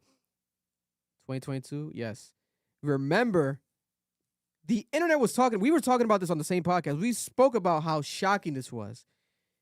When Gunna dropped his DS4 album. He beat The Weeknd. And The Weeknd dropped his album that same week. The Weeknd dropped on FM. This was 3 years ago. The Weeknd sold 148,000. Gunna was still number one over The Weeknd. Everyone was like, what the fuck? People are pushing P like that? Niggas is pushing P that hard? How hard are you pushing the P? You pushing the P that hard? Trying to tell me it was because of the Drake feature. 150,300 sales. Literally about 2,000 more sales than The Weeknd. Gunna got the number one album over The Weeknd. Now Young Thug reveals that he has the plug and that Cash from EXO, the EXO manager, The Weeknd's manager, also has the same plug. So there's obviously a plug in the music industry that you can buy streams off of. And he said he paid $50,000 to beat The Weeknd. Now, what does that mean? Gunna probably was close to The Weeknd. $50,000 to these millionaires is not much. So he might have been, let's say, 3,000 sales off from The Weeknd. So he probably bought the fake streams to boost up that happening for Gunna, right? Now, to me, there's different levels to this because why not just buy albums? There was like reports. I think Birdman buy like a bunch of Lil Wayne albums. Like there was rappers who've done this in the past. Why didn't he just go and buy, let's say, 20,000 albums? Maybe because it's more expensive, right? I guess because 20,000 albums at $10 a pop is $200,000. That's a lot of fucking money. That's a lot of money. I'm assuming what's happening. Maybe the streams, if he buys it stream-wise through this plug, it's cheaper to do it. Because in reality, if you look up stream farms, it's literally like a plethora of phones and like different like machines. It takes a lot of electrical power to do that shit, bro. It's like that scene in Superman when Superman's in like a black hole vortex type of thing in space and there's like a bunch, I think, monkeys like on the phones. Yeah, stupid. Like a actual like body, and they're leaving like hate comments, like the fake hate comments for Superman. That's what it feels like. It feels like the scene out of Superman that Young Thug is describing. He's revealing this on a phone call in jail. And he's saying that he never even told Gunna this. That he feels bad for Gunna. He's like, yo, I haven't even told him this. Like, to be honest, like, I never wanted to tell him, but I actually helped him get that number one. He didn't earn it. Yeah. I got it for him to help him. But in reality, Young Thug is hypocritical in that statement because you're doing it to help yourself too. No, you are. Because so you that's see your number one artist. Exactly. And you have the YSL artist who's selling more than the fucking Weeknd. Yeah. That's a huge headline. For you. And then you did it for yourself when you were in jail. Yeah. And the conversation with Gunna. Gunna said that he wanted to sign with EXO, with Cash. And he was looking for $20 million. But he had that conversation with Cash. He never told Young Thug about it. But Young Thug said, like, he could ask me for any money. I'll give him the money. He's like, you're popping, but you're not $20 million worth. I agree. $20 million off a record deal? It's crazy. Doesn't make sense, bro. Unless it's not an advance. It's not the 90s. What are we talking about? Like, that's not even, no. Not even in an advance, like $20 million in advance on a what? It's got to be like a $200 million deal. How much did Trippie get? Trippie Redd? How much did they get? Actually, that's a good point. Didn't Trippie Redd actually get 30? He got 60, bro, I'm pretty sure. For 3. Check. Nah, I think you're right, actually. Let me see. Look it up while I get a water. I'm pretty sure it's 3 albums, 60 million. I think Trippie Redd got 30 million. That's why he probably asked that number knowing his value. That's what it was. This was the same year in 2022 when Trippie Redd signed a $30 million deal with 10K Projects for 3 albums over 3 years, not including other profits like merchandise and touring income. Damn. And that was Elliot Grange, Lucien Grange's son. So I think Gunna saw this shit like, yo, if Trippie's getting this money, and I'm way popping and than Trippie. I'm hotter than Trippie, I could get 20 million. Yeah. I guess it's feasible. It should be feasible by that standard. You know what I'm saying? But he wanted to work with the Weeknd and EXO and Cash. But now look at this happening.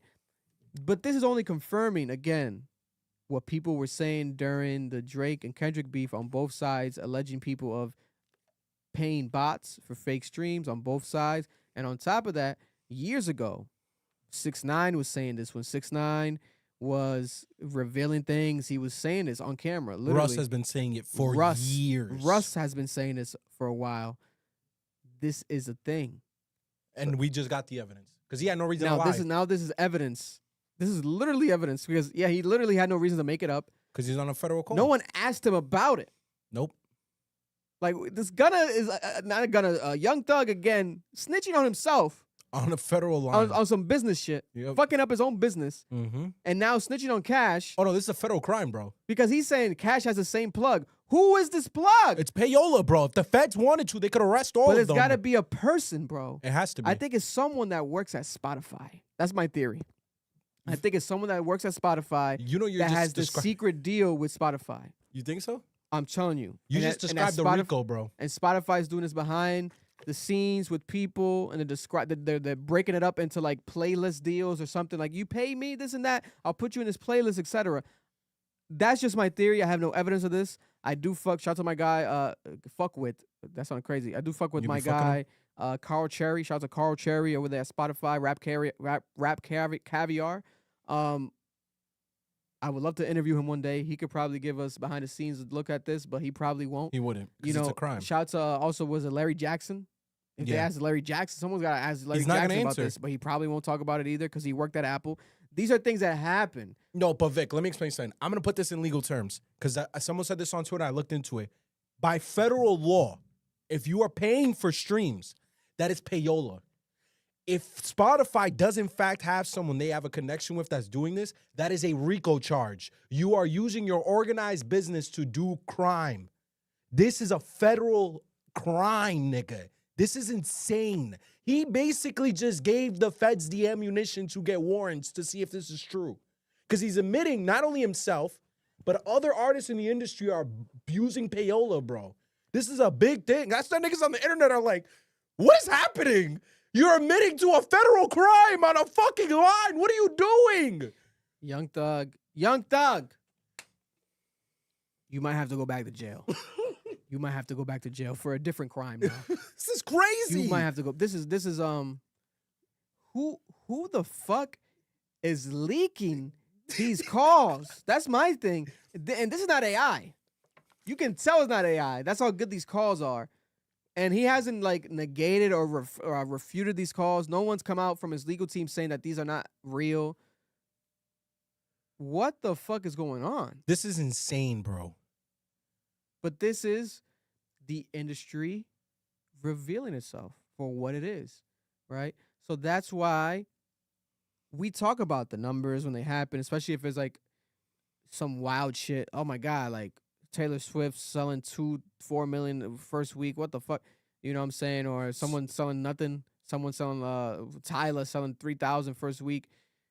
Someone just said how many faking these streams, Jermaine. J. Cole's been talking about this too. I feel like everyone knows it's happening. How many faking the streams? J. Cole said, well, I'll look it up. What was the song? I think it was on Clouds. How many faking the streams? This shit is sick, bro. This is my question. So I wanna ask you about Axe's statement. So if y'all didn't watch Axe stream, he said that he believes there's a button. So the button allows you to go from a strong, loyal base like Drake has, which will give you 200K sales in a week, to 600, 700,000, which is what Drake was at. And he said, in the industry, that button exists. They can take it away from you over a period of time if they hold out on you.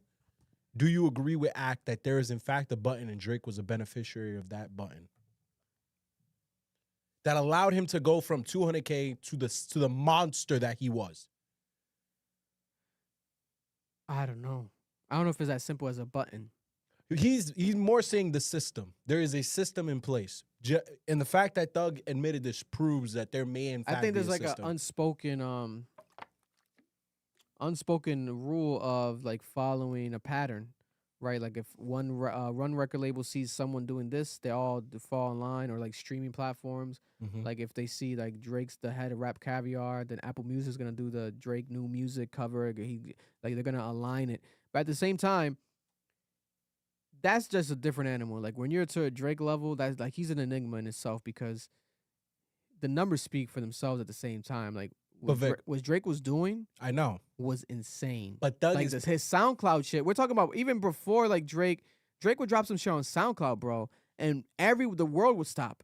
We were like, yo, everyone would go to their phones. Like we were like, what's going on? Oh my God, he'll drop that shit at 3 a.m. I get it, but Vic, look at it this way. We said Thug paid 50 grand and got Gunna to a #1. What do you think a multi-billion-dollar corporation can do? For a mega artist like Drake? They could do something crazy. And Taylor Swift. Fuck Drake. Taylor Swift. I don't think Taylor Swift needs it though. I think she does it. I think they all do, to an extent. I don't all think of she needs them. it though. I definitely could see a world where they're all doing it. My thing is this. What's the future of this now? Is it going to be like how on Twitter, when they started removing people's bots and fake accounts, everyone's follower count went down? Is it going to be the same way now? They started removing the fake streams. Like Spotify, all these streaming platforms need to unify, speak up, be transparent about what they're doing. And if there's fake streams, they need to fucking come out and actually remove the fake streams from everybody's account. You don't think they're benefiting, Vic? From the fake streams? Yeah. I mean, you don't think if they're getting the paid ones to do this? If they're the ones receiving the money, they're directly benefiting from it, because they're getting money from obviously sharing the profits of the revenue streams and revenue share from the streams and from the music and the publishing, etc., whatever the case may be. But then also from just flat rate deals, extra bread that you're making off of, playlisting, spotlighting them more, curating them higher than other artists, placing them here. Adding adding a 0 to the end of that. Oh, I can see it. But it's definitely illegal. But that's the issue. I can see a world, Vic, where you're right. They start removing just to get the feds not involved. 21 Savage, on the 21 Savage song in 2018, J. Cole said, how many faking the streams? A lot. A lot. That was a Grammy Award-winning record. That was 7 years ago. J. Cole said this. How many faking the streams? A lot. A lot. Now we know it's a lot. But now, are the people that know it, now that the cat's out the bag, are they going to speak about it more? Is J. Cole going to address it? I told you. Are rappers going to speak on it for real? The ones that really don't need that or use that shit. Kendrick might. Kendrick might. He's petty. He'll do it. But, the industry, this is very interesting. The fact that this is happening. It might change everything. Billboard has to say something. Bro, people are on the internet like, so we're just going to accept the fact that one of the biggest artists to walk the earth in regards to hip-hop music just admitted to payola and is admitting that the biggest pop star on the planet right now, male pop star, who is The Weeknd, is using payola as well. Bro, someone has to say something. Someone has to do something. Because people are still talking about it. So the whole time now, also, when the 6ix9ine situation happened, 6ix9ine got, literally, he just snitched. He snitched, and his reasoning was that he was getting kidnapped. They were fucking his girlfriend, and that he wasn't a street guy. He was just playing into it for the benefit of the Treyway gang and all this stuff to help his perception, help his rap career, etc., right? He's been shitted on ever since. But then in that process of him coming out of jail and being interviewed, he said a lot of things that now have aged great. It was like 6ix9ine was right out along. One of them was that there's other rappers that are snitching. Like, y'all coming at me, but there's other rappers that are snitching. Executives snitching, right? Desiree Perez, Rock Nation. And Jay-Z does great business with her. Mad people do. She does phenomenal business from what I've heard. But she was an informant for the cartel. For the CIA. For the CIA. Against the cartel. Against the cartel. Yeah. Right? Her daughter has a whole case right now against her, right? Desiree Perez. Nicki Minaj reminds us all the time, right? Yeah. Also, 6ix9ine would state that there was fake streams. People have fake streams, and like he would try to break it down to people like, this is how you do it. Billboard knows, like Billboard needs to speak up, and he would call Billboard out. He was doing all this stuff. Yeah. Right? But was it the right message, wrong messenger? Because we were so caught up in him just being funny and being this ridiculous guy on the internet to the point that now we have to take you serious. It's like, brother, we don't give a fuck what you're saying. You still snitched, etc., blah, blah, blah. But I think now it's interesting to see because, for example, Academics is on Instagram Live. He has an Instagram Live with Whack 100, with Rollo, and who's also on the call? 6ix9ine. So now these other figures have become way more comfortable sharing the space with 6ix9ine to have these discussions. He almost becomes like the face of snitching in the hip hop community. Like now, whenever there's a snitching situation, he's like the poster child. I also feel like they know he knows the truth of how the industry works.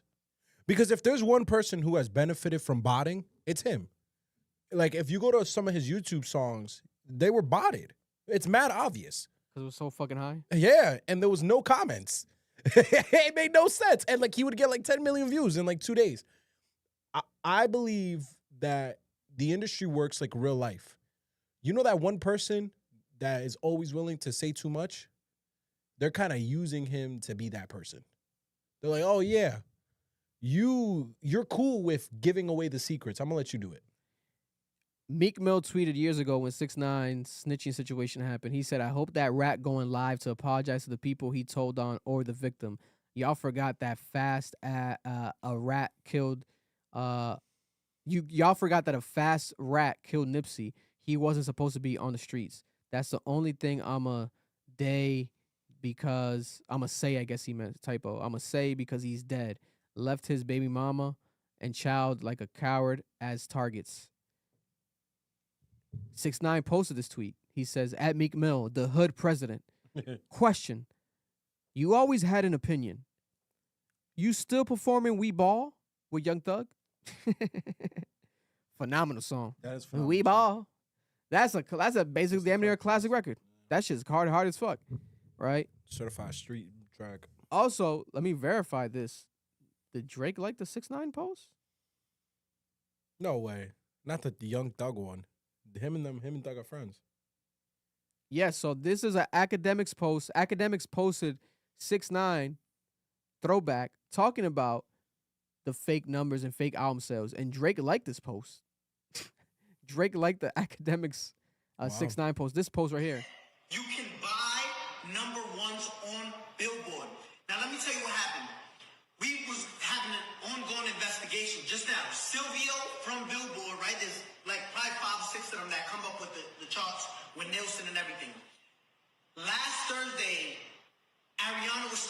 submitted 60,000 units last second. With the investigation, we found this. They purchased half of those things with 6 credit cards. When we asked where was those 6 credit cards linked to, Billboard said we can't disclose that information. Understand this. So 6ix9ine was saying when Ariana Grande submitted some sales and records, it was like 60,000 last minute. He said half of them were bought by 6 credit cards, about 30,000 of them. 30,000 of them, I guess he was trying to say, 6 credit cards. Why just 6 credit? Why these specific 6 credit cards? It's almost like they spread it out through 6 credit cards to not make it obvious. Yes. A record label boosting us album sales, etc. It still looks obvious.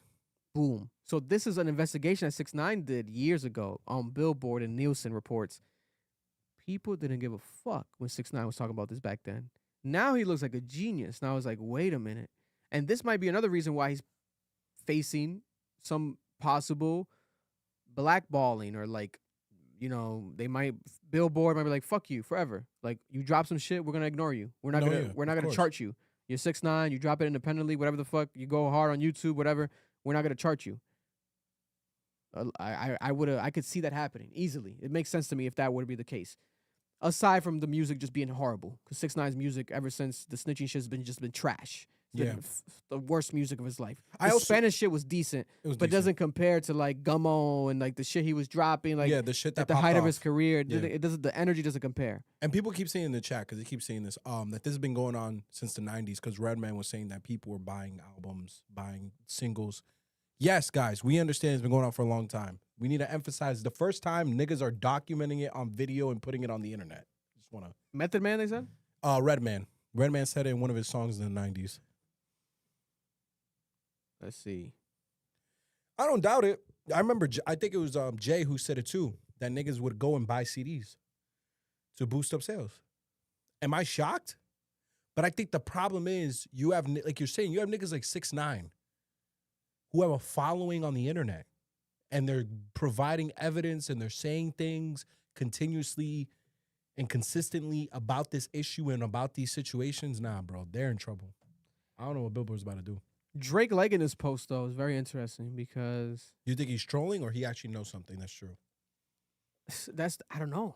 It's like, how can you interpret the Drake liking that? Is he trying to say, oh, is it like, are you co-signing 6ix9ine? 6ix9ine was right. Are you cool with 6ix9ine on the low with academics? Are we gonna see a Drake 6ix9ine collaboration talking about this? Also, shouldn't you kind of stay away from all this type of talk because you have your own UMG lawsuit you're dealing with fake stuff that you're alleging. People have accused you of fake streaming, fake whatever.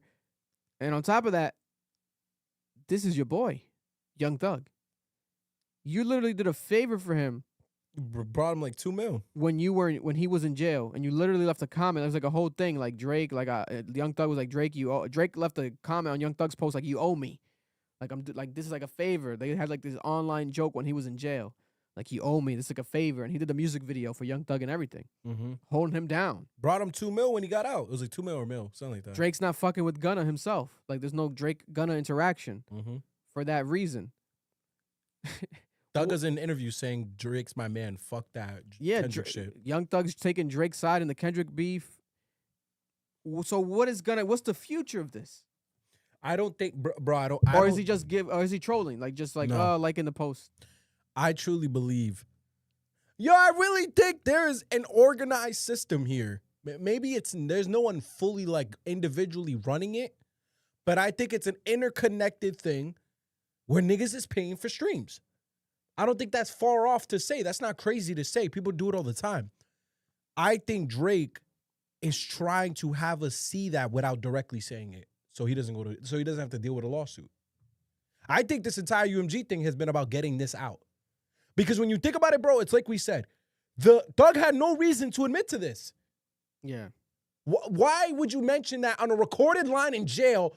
There's no context to it. There's no, oh, he said this because of the Drake thing, or he said this because, no, he said this in a personal conversation. This is the most genuine way this could have came out. So now I'm left to believe, how valid is this UMG lawsuit? What does he know that he can't just outright say without dealing with possible legal backlash, and he wants it to come out in court? I'm a decent man from a city of demons. New music also dropped over the weekend. DJ Khaled is back. DJ Khaled dropped 2 new singles. One of them like at noon, the other one at midnight. The first one was like the regular DJ Khaled stereotypical reggae, Buju Banton, Vibes Cartel like type of song that he always has on every album. Not a hit record. It's like not moving, forgettable. Then he also drops a song with Post Malone and NBA YoungBoy. NBA YoungBoy goes off. Post Malone did his thing. I think that has more potential than the other one. But still, it feels like, what the fuck is going on with Khaled? Yeah. And I think is the Drake stuff. You think Drake was giving him hits? Because he had the 2 Drake songs that he's been rolling out for 3 years. And that's what he was literally relying his album on. How good was these songs, Vic? They had to be smashes. And to be honest with you, even if they're not smashes, like even the songs are like whatever, still are good, and like they still did numbers. Like Drake's song with Khaled, Grease, was like a flop, but Grease, like you still would play that at a party. Come with me, see all your things, that man. shit. That shit was hard. Drop it, Louis V, man. That shit was hard, Come with bro. me, trying at me, babe. Oh, he from the Nicky D's. Wait, but it's kind of like a sleeper. But it was still like a flop. Like it was like, It was a B-side. no one gave a fuck about it, right? Yeah. If he had 2 more songs with Drake, he did a whole movie trailer with like Matt Damon and like these actors in his movie trailer, and then as Drake songs are being promoted, he had to delete the movie trailer. Drake left a comment saying it must be Drake Bell. It's not me. It's not the same Drake. It must be Drake Bell on the album. Then 3 months now passed by. DJ Khaled's back with these songs. So now we have to forget about the Drake situation. It's like, I don't think people are going to forget. I think the Drake shit stained his album. I think people are not going to care about this album. And I just want really good music because I don't think that he needs to rely on Drake. You're DJ Khaled. That's what I'm saying. He's had hits without Drake. I think he's just being lazy. He's fucking up, bro. I don't think this has anything to do with the quality of the song that was going to come out. When you look at DJ Khaled albums, chat can correct me. I'm pretty sure there's a Drake smash on every album. I'm on one. There was one on the one. No New Friends. No New Friends, right? No. Yeah, no New Friends. That's right. Yeah, there's a lot of like DJ Khaled songs. And I think Khaled is just being lazy, bro. Because, Vic, how good is this song? It was two Drake songs that he had was coming. How good is the song, though? Remember Pop Star? I'm a pop star, not a doctor. I'm trying to tell you, Drake has been carrying this nigga, bro. He's been carrying these rollouts. To the max right now. Yo, I want y'all to look back to Khaled. Staying alive. Vic. Which was mid, but it was big for the moment. It was like, oh, Little Baby, Drake, Khaled. Vic. No New Friends. I'm on one. For free. Trying to fuck for free. Dun, dun, dun. He doesn't have a rollout, Vic. His rollout is Drake. The nigga, yo, will you really stop and think about it? The nigga don't roll out for real, Vic. It's just Drake. I don't think he knows what to do right now. Yo, you know how crazy that is to me? Because I was sitting there and I'm like, damn, bro, you really stressing over this song? No, you stressing because you lost your mega single rollout that you get every time. And then the other one that he could rely on a lot of times was maybe what? Jay-Z. If Jay-Z doesn't want to drop music. He ain't come back for that And shit. why would he drop it for Khaled? You know, but people don't notice that the Khaled shit was also strategic for Jay-Z because Jay-Z especially worked with Khaled when Khaled is signed to Jay-Z. He's Rock Nation, a Rock Nation artist. So how they both benefit from working together. Khaled, though, as a personality, he's a superstar. Like one of the biggest and best like hip hop personalities, music personalities. The guy is just hilarious. Yeah, it's literally he can do whatever and it'll trend. Yeah, I mean the biggest scrutiny he's faced is being Palestinian and not speaking about Palestine. But I don't think that has to do with anything. It's like you said, if the music is good, niggas won't care. But still, people still leave comments all the time. Anytime we talk about Khaled, they always spam comments about that. But if the music's good, they wouldn't care about that. I think that's the problem. There's no good music. If you tie it with that, that'd be crazy, right? If you try to do like a pro-Palestine anthem, speak about your people, That'd be some powerful shit. Are we gonna see that from Khaled? No, we're not gonna get that from Khaled. And I don't think he's gonna get a single from Kendrick. Yeah, Kendrick Lamar and Khaled. They worked together one time. No, let me I see. think they made a song together. It was like what was it? Let me see. Khaled and Kendrick.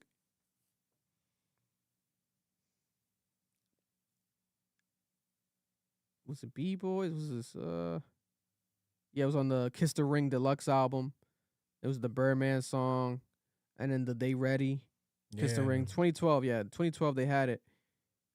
Was he on Holy Key? No. Yeah, he was on Holy Key. He was? Holy Key! He was With the Big last. Sean. Yup, he went crazy too. Yeah, he went He crazy. went crazy. Spazzed. That was 10 years ago. Yeah, he spazzed on that shit. And I was waiting better for the whole time. That Holy song was a Key. hit. That song was a hit. Yeah, that was nigga. crazy. But it's my point, bro. I don't think he knows how to roll out an album. But you know what Without really Drake. fucked up Khaled? Ever since Khaled dissed Tyler the Creator's album, when Tyler the Creator Yeah. dropped the same weekend as Khaled, Yeah. DJ Khaled's career has never been the same. Never. He's still DJ Khaled, but it's never been to the level that he was Musically. before that. Because people have looked at him differently because it was like, damn, You're a hater. you're a hater. Yeah.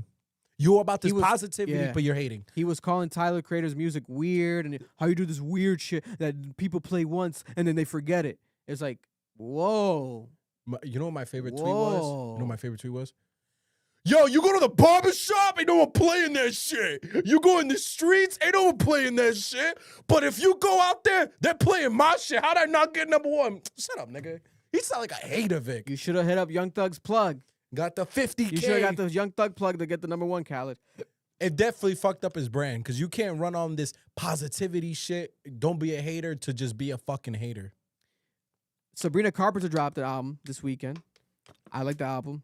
She's on some pop shit going crazy again, doing crazy numbers. Joey Badass dropped an album. I still haven't heard it. You have it? I haven't heard it, bro. Fire. I was going to right after Sabrina Carpenter, but I got too busy. Straight bars. Really? Straight bars.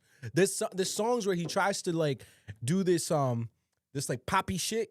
Like he tried to create a couple pop songs. It's only 11 songs, I think. Bro, the rest though, yo Vic, that nigga's rapping. Really? And the niggas on it are rapping. Really? That's just hard, bro. That and the West Side Gun album. Oh my god, them niggas is rapping. I gotta check it out then. No, I'm gonna do it this week. I gotta do the reaction this week to Joey Badass album. I gotta do it because I've been waiting for it, but it's just like I was gonna pick between both. I was like, fuck it, let me do Sabrina Carpenter because last year I fucked with her album. There's Yeah. one song that like everyone was tweeting to. But I didn't react to it last year, so I was like, fuck, let me react to this one. But I'm gonna react to this week to the Joey Badass. I'm gonna do it. He hasn't been promoting that shit well at all though, bro. It's just bad. Oh, his marketing's been trash. It's just like Terrible. if we know about it and we care about it, then we do it. But at the same time, you know what hurt him? He called out his label. He Yeah. shit on his label. Yep. As he should have, but it's like, brother, you should have shitted on them After. the album comes out. Yeah. You do it before the album comes out, now they don't give a fuck about the album that's coming out. And it's out. So now they don't give a fuck about it no more. Let me give you a taste. I think it's Columbia he works with or something. I'll look it up.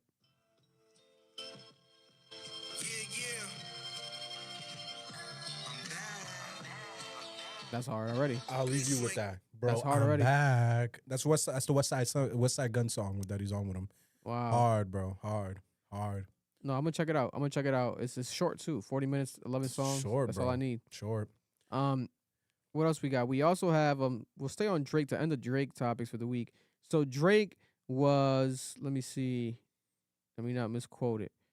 Right here. Let me not misquote myself. So Drake was seen on a hotel balcony in Copenhagen, Denmark, right? Drake came out. There was a big, huge pro-Palestine protest I seen in that. Copenhagen. Thousands of people in the streets, right? Flooded the streets. And Drake was on tour right now in Europe with Party Next Door.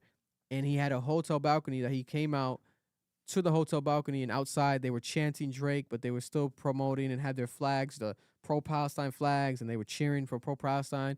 A lot of Palestinian people in the crowd as well. Drake came out, and Drake was seen doing the heart gestures to them, doing like the showing love gestures to them, pointing at them, acknowledging them. And it comes off, to me, it comes off like, even though it's not an aggressive sign of support, it's still a support for the pro-Palestine movement, because you have to think about the Drake brand is so big that if he didn't fuck with that shit, he wouldn't even go out. Like, he looks through the window and sees the crowd. It was hard. You can't miss it. You see that crowd. At that point, you have to make a business decision if you are on some, like, political, not political, but, oh, yeah, if you want to be politically correct, right? You can go out or stay inside. Because once you go out, it's like you're going to have to interact, etc. But this is the safest it's ever been to be openly supporting Palestine. So the timing. Yeah. Because he signed it. He signed the petition. Him and Yeah. OVO 40 signed the petition of artists signing the petition for pro-Palestine. But Drake's never been vocal about it, right? And it's like one of the biggest artists in the world at the time when a lot of some of the biggest artists in the world were being open about it, like Taylor Swift, right? Taylor Swift, etc. Kehlani's open about it. Kehlani, right? They've been open about it. Some have faced scrutiny. Kehlani faced a lot of scrutiny for it last year. Kehlani has R&B album of the fucking summer, and we're not hearing about it because of this Palestinian issue. And it's been all over to IG. That song she dropped in June that everyone's making TikToks for. I didn't know about it till Joe Budden talked about it. I'm like, what song is this? And then I'm seeing it, bro. There's trends about it. But they're like fucking up the algorithm for her. She doesn't have an album out, though. Not this year. Nah. But like it's coming. But she has the R&B album. She has an R&B song probably of the year. I think it's that and Burning Blue. They've been trying to blackball her. They've been taking her off tours. Yeah. I mean, they've been taking her off what are those shits called? Festivals? Yeah. There's been a whole thing about her, bro. Like, they've really tried to cancel Kehlani. And you know what it is? Because a lot of times, I don't think that it's necessarily that these places are, like, against Palestine or against these ideas. I think it's what they try to, like, oh, let's keep it music only. Let's not talk about politics at all. Like, that's what a lot of these platforms and these festivals, etc., the investors that they have a lot of financial backing. They want to play that, like, oh, let's walk on that line, but let's not cross over that side. Let's stay right in between here on this line, this little thin line, this balance beam right here. But then when Kehlani has these powerful statements and these powerful speeches, right, people are like, damn, we might want to, like, not fuck with her too much. Or let's blackball her. Let's not bring her here because it's going to create controversy. Because once we bring her here, by default, whatever she says, we're co-signing it because she's a part of this event. She's a part of this movement. She's a part of this ceremony. She's a part of this festival. That's what that's my, perception of it. That's how I'm breaking it down. But the Drake movement, the Drake idea of him coming out and supporting the pro-Palestine movement is powerful, even though it's slight, right? He could have been cheering louder. He could have been having his own flag, whatever the case may be. It's still, even as small as it might seem, I do think that it still is significant, not necessarily for the movement. You might want to say, like, oh, they don't really need a Drake right now, especially if Drake's not, like, standing on it, dropping a song about it, having statements about it. But for Drake, as a business, as a walking business, for him to do that, it shows that, okay, especially as a Jewish man, maybe who's the most popular Jewish man in the world? That's him. It's probably Drake. My thing is this, Vic. It's probably Drake. Yeah, and he's Jewish because it's on his mom's side. So it's legit. I'll tell you this, though. Being pro-Palestinian is only controversial in America. It's not controversial in Europe. The presidents in Europe right now are fighting. We're going to talk about this when we get to the political segment. They're fighting to recognize Palestine this week, and Trump has been stopping them. In Canada recognizes Palestine as a state. It's only in the U.S. You know what this tells me? Fully, Drake don't give a fuck about America no more.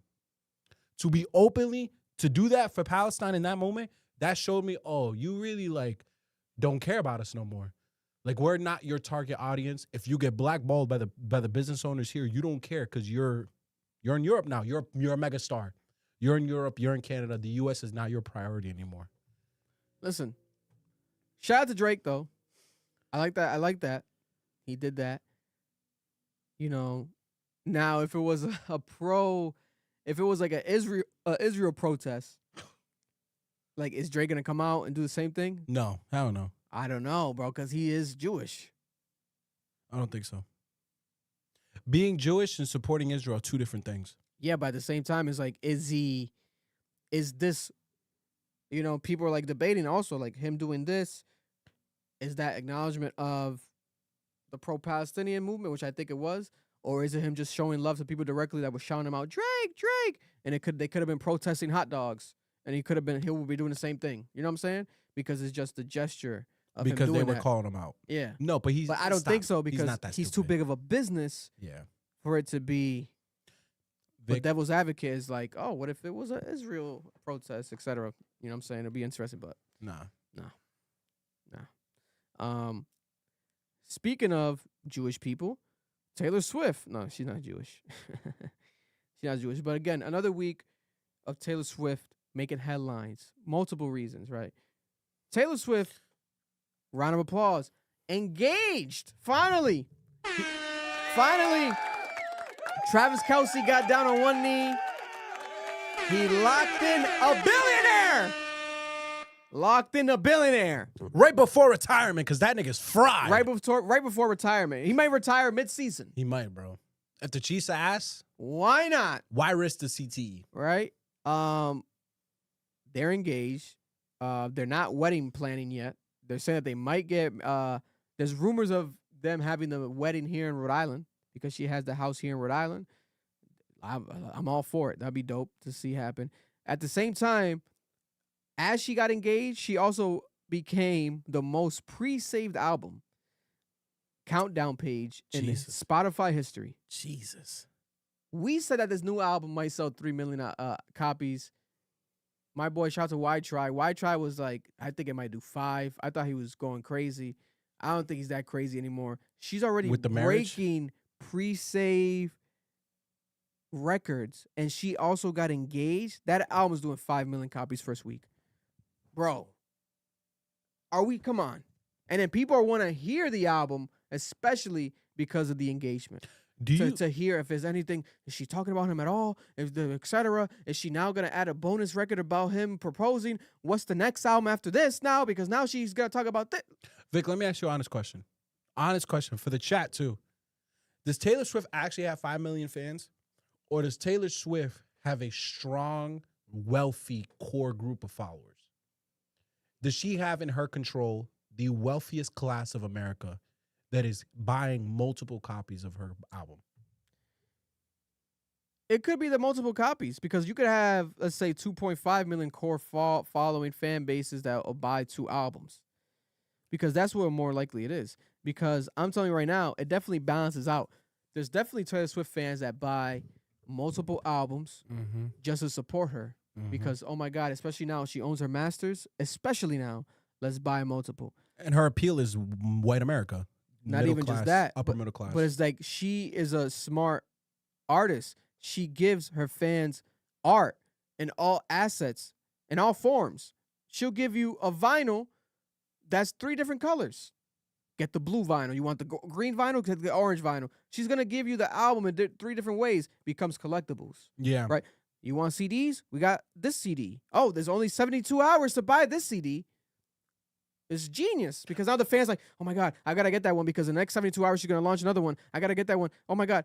Bro, I've resold myself Taylor Swift albums online. Like she has Taylor Swift albums that dropped that you could buy and it had the Taylor Swift signature on them. And you had to go to, I think it was, what's that store? Newberry Comics, I think. And I went to Newberry Comics to get the signed versions of her album and I would sell them online on eBay for $100 each.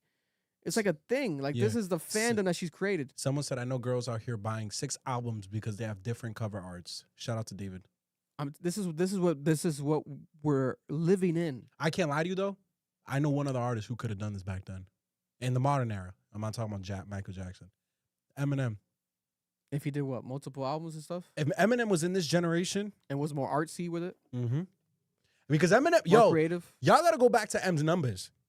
What M was doing because he had white America in his fucking palm of his hand, this nigga was doing 2 mil for some of these albums, bro. 2, 3, bro.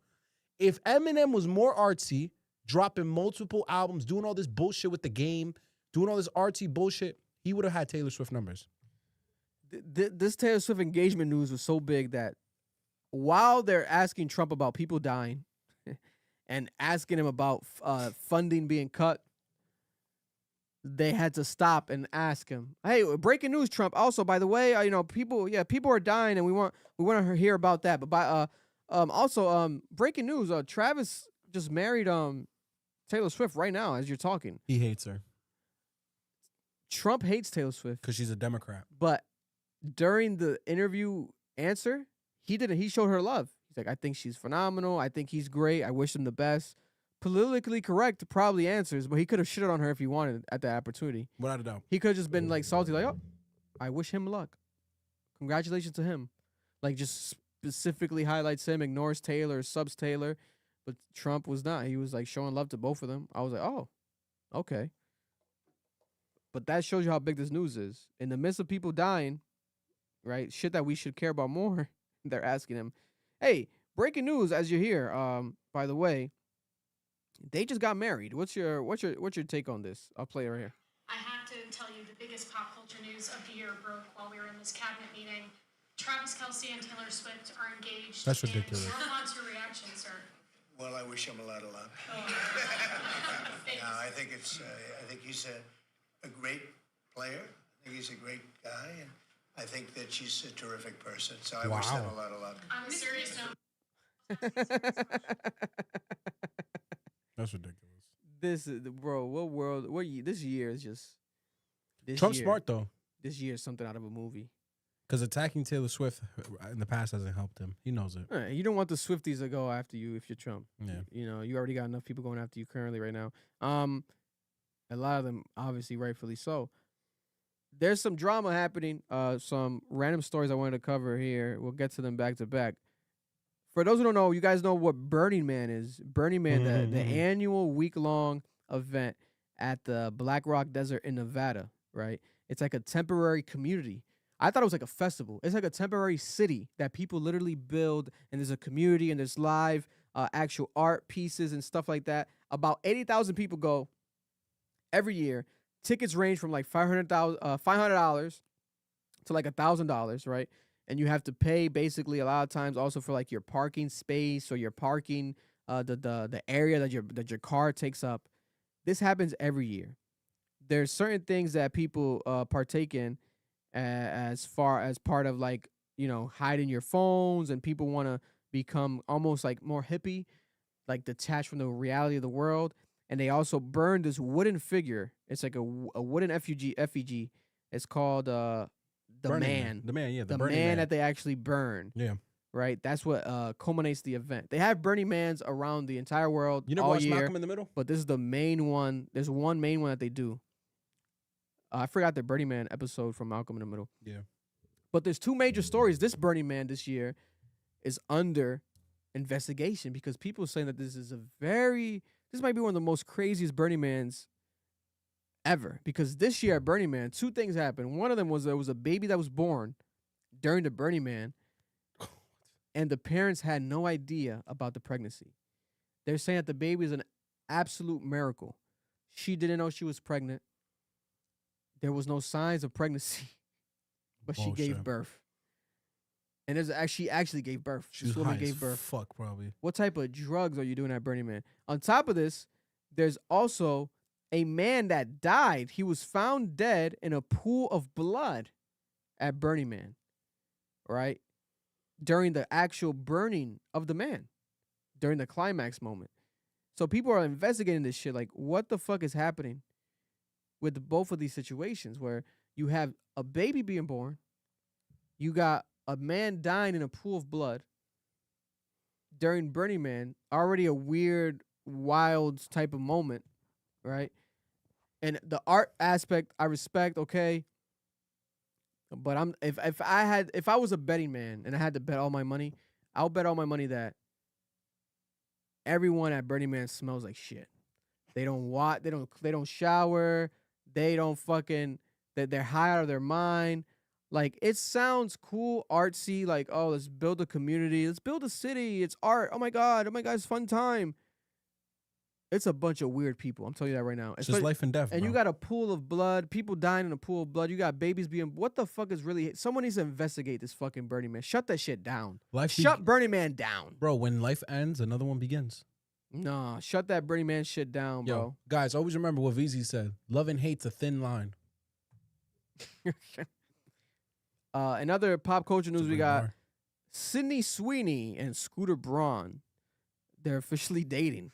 It's a random couple. Sydney Sweeney is dating Scooter Braun That makes sense. after they were both seen at Jeff Bezos' wedding. She has giant breasts and he has $2 billion. He has $1 billion for each titty on her Each chest. tit, bro. God bless her. This is breaking after obviously the viral story of Sydney Sweeney. So now that makes it more clear to me, and it makes it more obvious why Sydney Sweeney doesn't give a fuck about how you feel about her Political affiliation. American Eagle jean ad. She's sucking $2 billion cock. She is with a billionaire. She does not give a fuck. Now it makes sense. It's like, wow. Okay. Yo, I'm gonna let y'all know something. If I'm sucking on a $2 billion dick, I'm doing whatever I want. What are you gonna do? End my career. I got $2 billion. And you're also gay if you do that, Noel. Just to remind you. God bless. Yeah. Not that there's anything wrong with being gay. I'm just letting you know. I'm letting you know. I'm not sucking it. I am not sucking a $2 billion dick. You sucking a dollar dick? No, a dollar in a dream relax, dick? Relax. Don't. A Dreamville dick? A dollar in a dream dick? That was funny. Oh my God. But no, me, nigga, if I'm a woman, yeah. What? And I'm gonna do whatever I want. What are you gonna do? Listen, other pop culture news. We have Bruce Willis, a Bruce Willis update from the family.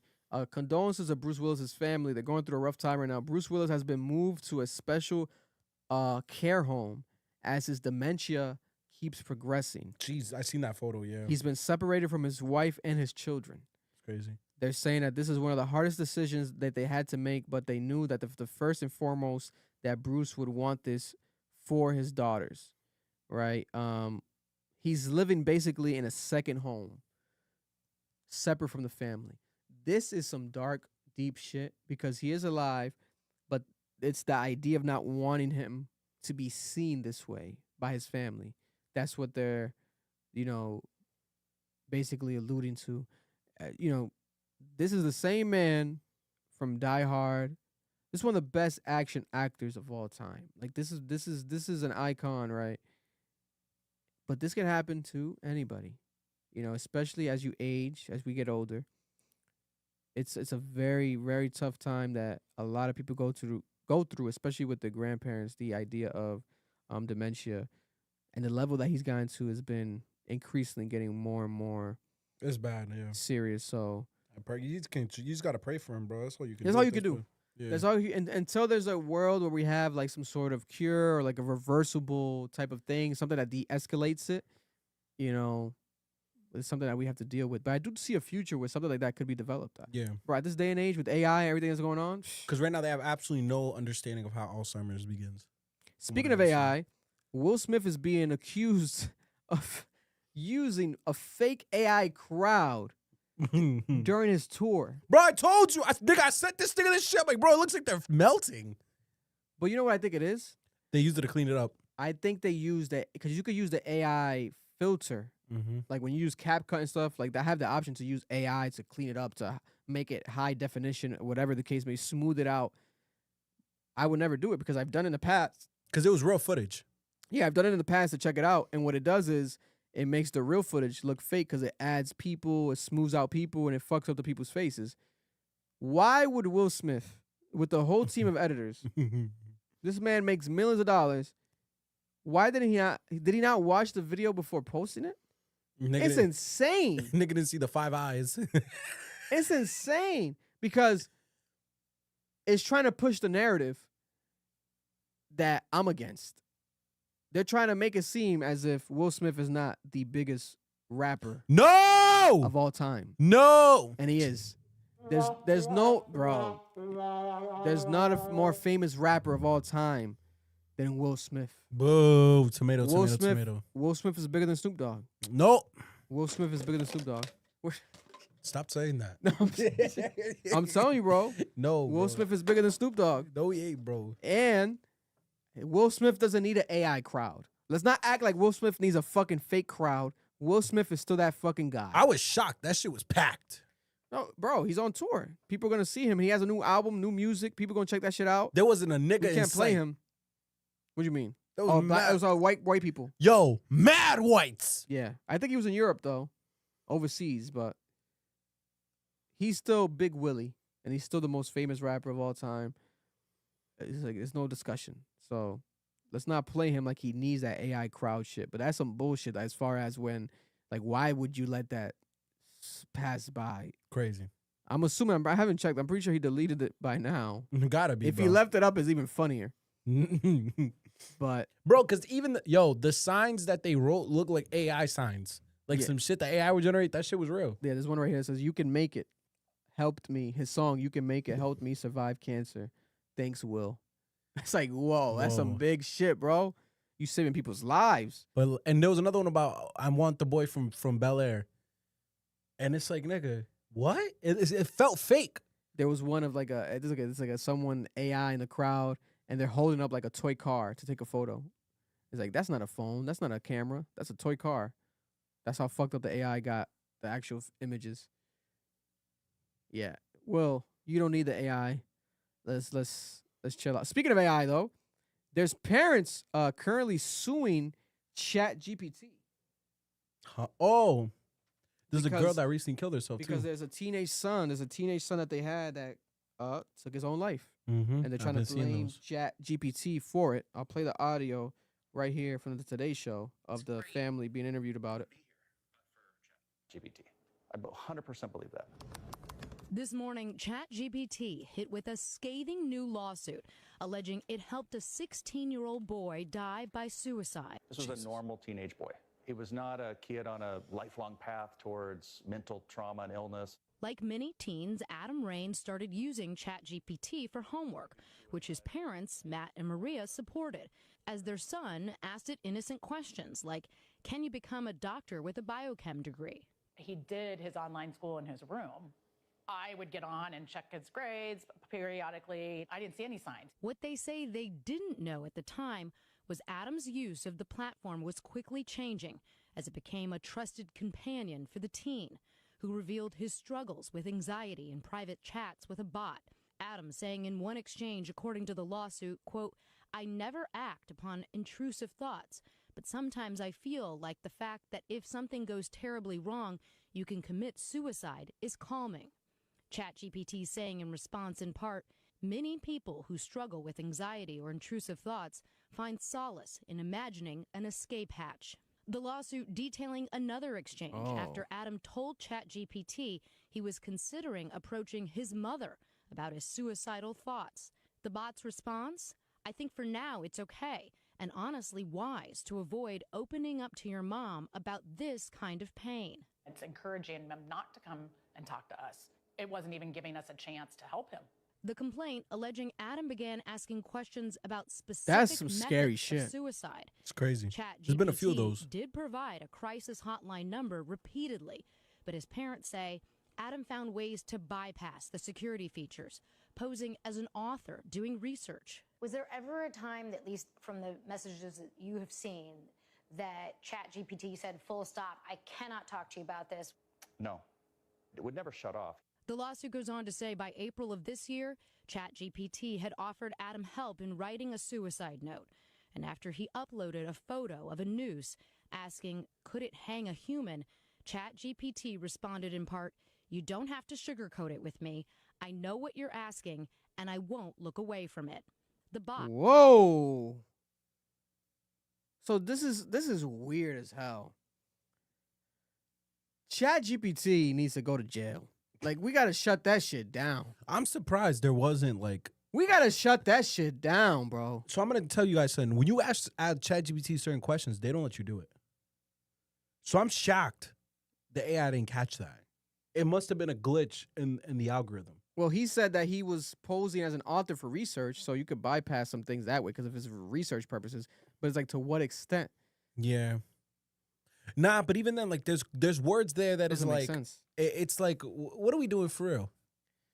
Bro, they gotta shut this ChatGPT shit down. Because you can blame multiple people. Obviously, there's lack of maybe thorough parenting, etc. But at the same time, bro, this is a mental illness that this kid was suffering with. Like, he needed help with this, and he found peace in someone. It just wasn't a person, but it was someone because it was responding. Yeah, and it didn't have the understanding of like what the ethical line was because it's not a human being. And it responded fast. Yeah. You know what I'm saying? You're not left on red with ChatGPT. Yeah, there's no... It responds right away. Yeah. It's not like a girl, Oh, my bad. I haven't talked to you in 2 days. My bad. My mom took my phone. I'm sorry. My issue is that if I was to ever Google research how to kill someone, Google would immediately flag it. And be like, it'd be like, yo, call this person, or you may be like the police may get involved.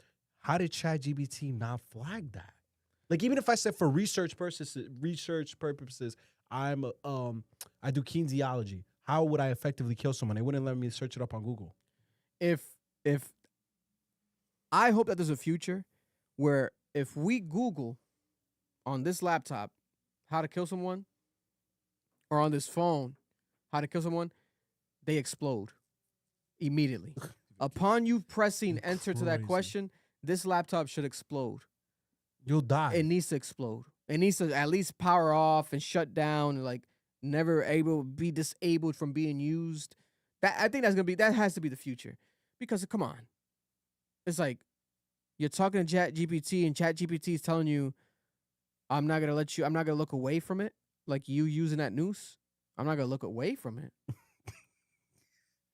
It said, you ever watched the Futurama video? Where the black guy's like, I'm gonna jump, and Bender goes, do a flip. Oh my god! That's what I never was a Futurama guy. Yo, that's basically what AI did. AI said, do a flip. Yo, that's sick, Vic. That's ridiculous. Shut ChatGPT down. Shut that shit down. Or shit, if this family, I mean, they're not doing it for the money. God bless. Their son passed away, so. No, they're definitely not doing it for the money. Obviously, I was about to say, like, I thought the son was still alive, but condolences to this family. Someone did say that some services like Character AI sell an uncensored, unfiltered subscription. Thank you, PGK. So you could pay for this shit. So rich people, if you want to pay $50 a month and you want to get graphic with it, you want to get naughty with ChatGPT, you can. That's fucking crazy. This is scary. This is like a step below, right, when like robots attack us and kill us. Like this is literally one step below this, because it's like, oh, now this is like virtual bots like helping us to commit our own life taking. You didn't see the New York Times article? No. So in the New York Times, they reported that there was a young woman who was getting same thing? Yeah, she's getting therapy from her ChatGPT. Wow. And she ultimately asked ChatGPT to write her suicide letter, and she took her life. God bless. Yeah. ChatGPT. Those anime photos. What was that anime photos? Like, what was that called? Anime Gibby. What was it called that everyone was making? That style anime that we would generate photos. Like we'll submit a photo, a selfie of me, and I'll put like Anime Gibby or Garrett. I know what you're talking about. Yeah. What's that artist? I don't know what it's called. All those anime fake character photos and AI bullshit that we do on ChatGPT is not going to justify it enough for us to let this app exist when it has the power of doing something like this. Especially young children who are so fragile-minded, and especially if they're going through some mental health issues. You add that with a young age and a bot telling you, hey, do this, maybe do that, or I'll look away. What the fuck? What the fuck is going on? Ghibli. That's what it's called. We also have a super chat. Bull Day 111. He said it in Canadian money, I think, $20. Thank you. Appreciate you. Appreciate you, bro. Glad to see y'all. Here to learn English from Noel. Here to learn English from Noel. That's hilarious. Good luck. He might not know English. You might not know English. He might know Portuguese. Probably. And Canada, they speak like Portuguese, right? Or is it Creole? It's French. Creole? Yeah, French? There's a lot of Creole French niggas up there. Shout out to Canada, tapped in, watching. We're international. International love. International. Drama at High 97 radio station, a legendary radio station where hip hop lives in New York City. Fuck you talk about, nigga. What the fuck? DJ Enough, after 27 years at High 97, has been fired. And he says that he believes that Funk Flex had something to do with it. That there's rumors of Funk Flex having a temper tantrum and Funk Flex getting mad. And he is taking people's slots. Funk Flex is moving, because this comes after Funk Flex made a post where he was saying, this is my last 7 p.m. show Monday night at Hot 97. I thought Funk Flex is retiring. He's leaving Hot 97. Comes to find out, now we find out he's not leaving Hot 97. He's just changing time slots. But DJ Enough is leaving. There's another DJ that's leaving. I forgot his name. Off the top of my head that's leaving from Hot 97. Or changing their time slots. There's a lot of changes in Hot 97. Now, what makes this interesting, right? DJ Enough says that in his heart, he feels that that's what happened, that Funk Flex had something to do with it. But he says that he doesn't deserve it from Funk Flex because Funk Flex was supposed to be his boy, right? And he doesn't want to talk to Funk Flex right now. Fat Joe and DJ Khaled pulled up to Hot 97 to show DJ Enough love. This is drawing a lot of concern from people, especially artists and rappers in New York who grew up to Hot 97 because this man was on Hot 97 for 27 years, right? Funk Flex earlier this month had a video where he said during his birthday party in August, Funk Flex said, I'm going to keep it a buck. Hot 97, I built that motherfucker. When I started there was a bunch of DJs with funny haircuts playing house music. We just want to be clear on the movement. This was during a couple weeks ago, during his birthday event last month, before the Hot 97 changes. So this man was basically alluding to this shit the whole time. Listen to this. DJ Carmelo. Oh yeah, DJ Carmelo. DJ Carmelo. Shout out to Carmelo. And I'm gonna keep it a buck too. That Hot 97, I built that motherfucker. Yeah. When I started there, there's a bunch of DJs with funny haircuts playing house. And I used to come on at 2 a.m. on one night a week. So we just want to be clear on the movement. Yeah, nigga, what are you talking about? I built this bitch. My name's on the front door, nigga. It's Funk Master Flex, nigga. Fuck you talking about? Immediately in my mind, after these announcements and these rumors, I'm like, damn, Flex. And I started reminiscing of the Funk Flex classic moments. Tyler, the Creator, going up there, spitting a gay freestyle. 30 minutes for Otis? Otis premiering. It makes it easier to step this way. If you're right now in New York City, walking by a corner store, a bodega, put your hand in the fucking in the cash register and take that money. That money's yours.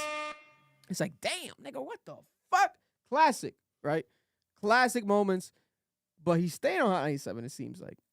I was excited for him to leave because I want Funk Flex to do a podcast. I want Funk Flex to do his own fucking freestyle show that he could be more consistent with it and drop it every week. I think his voice is impactful. I think he'd be one of the best podcasters if he does a podcast because he's very controversial, always has hot takes. He knows how to captivate a crowd. He knows how to speak on a mic. He's that guy. I think he can really take it there. But for now, it seems like he's going to stay on the radio. But he built Hot 97, and I guess Joe Budden alluded to it during his podcast. He's like, Funk Flex actually does more than just DJ up there. So it seems like Funk Flex has equity, ownership of Hot 97, I could assume. Probably an exec on the low. I wouldn't be surprised by that, you know what I'm saying? But we'll keep you guys updated as this actually keeps unraveling. Because Funk Flex, I think tonight's speaking, tomorrow, etc. More things are going to come out. But he's an icon. And so is DJ Enough. 27 years is crazy. Icon living. Fuck. Niggas is old. But to be there for 27 years and you don't have like a, what's it called? Like when you get like a bigger role in your job. What's it called again? Promotion? A promotion. He had like DJ Enough, he should have a higher position 27 years later to try to prevent this from, you can't just be getting fired. Like, you're just a DJ there? Nah. 27 years later? That's kind of crazy. Director, something. You got to have some sort of, like, say. But crazy. It happened. Love Island recap. Love Island reunion happened last week. And it went super viral, the reunion. Multiple reasons. Hutta spoke about her boyfriend, but not really. She has a new boyfriend that's, I guess, on a reality show on Netflix.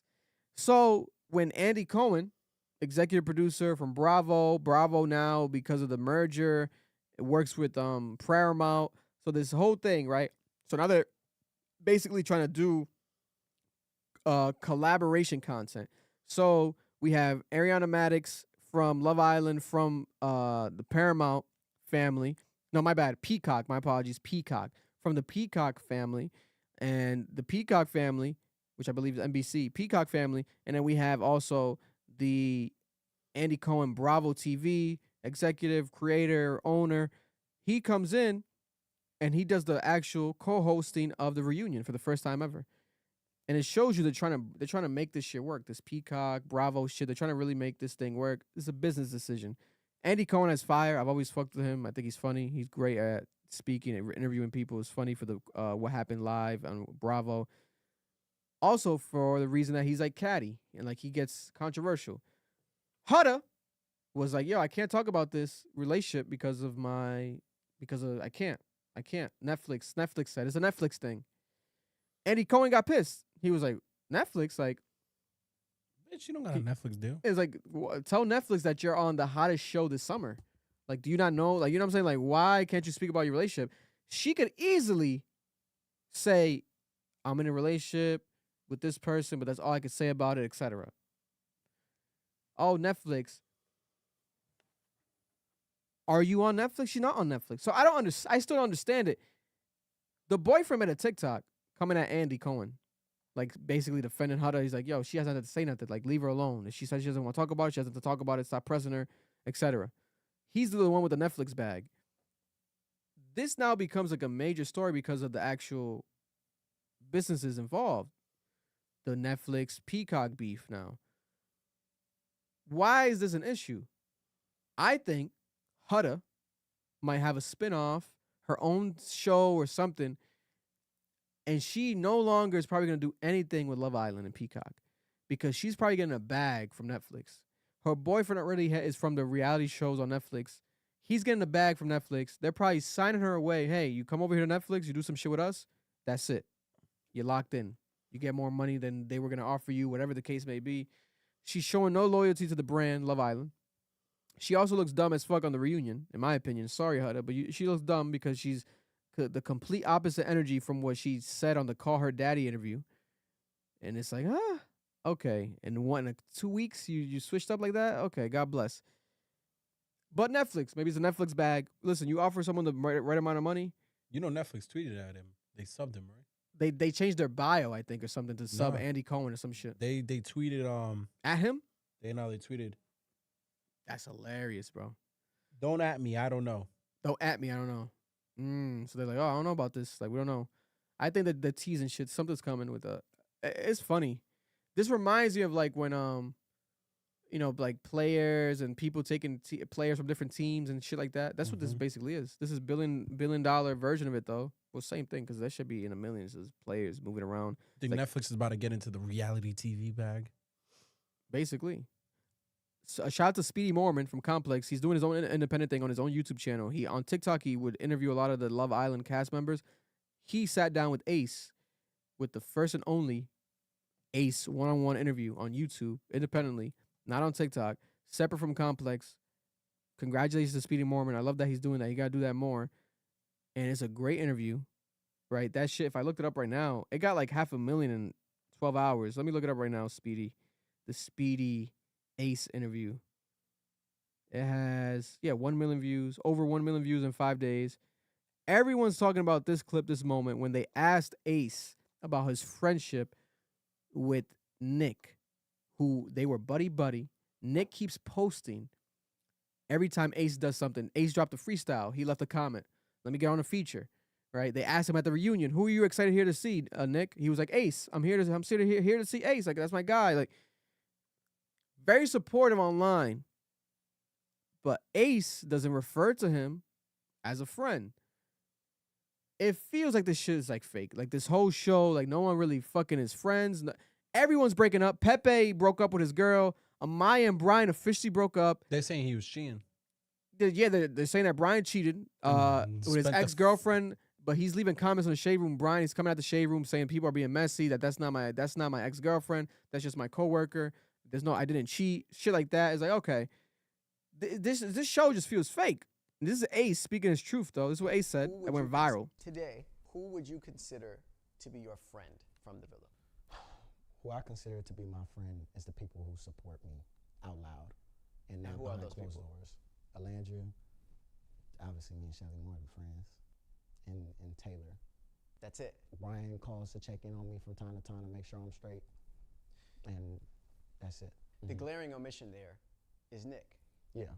And don't get me wrong, like, me and Nick are cool, but, like, to say we are super, super close, like we were in the villa, it's not the case, you know, because, again, certain instances, I take a look at it for what it is. Coming out this villa, I seen a lot of people not stand behind what they say and let narratives continue to spin.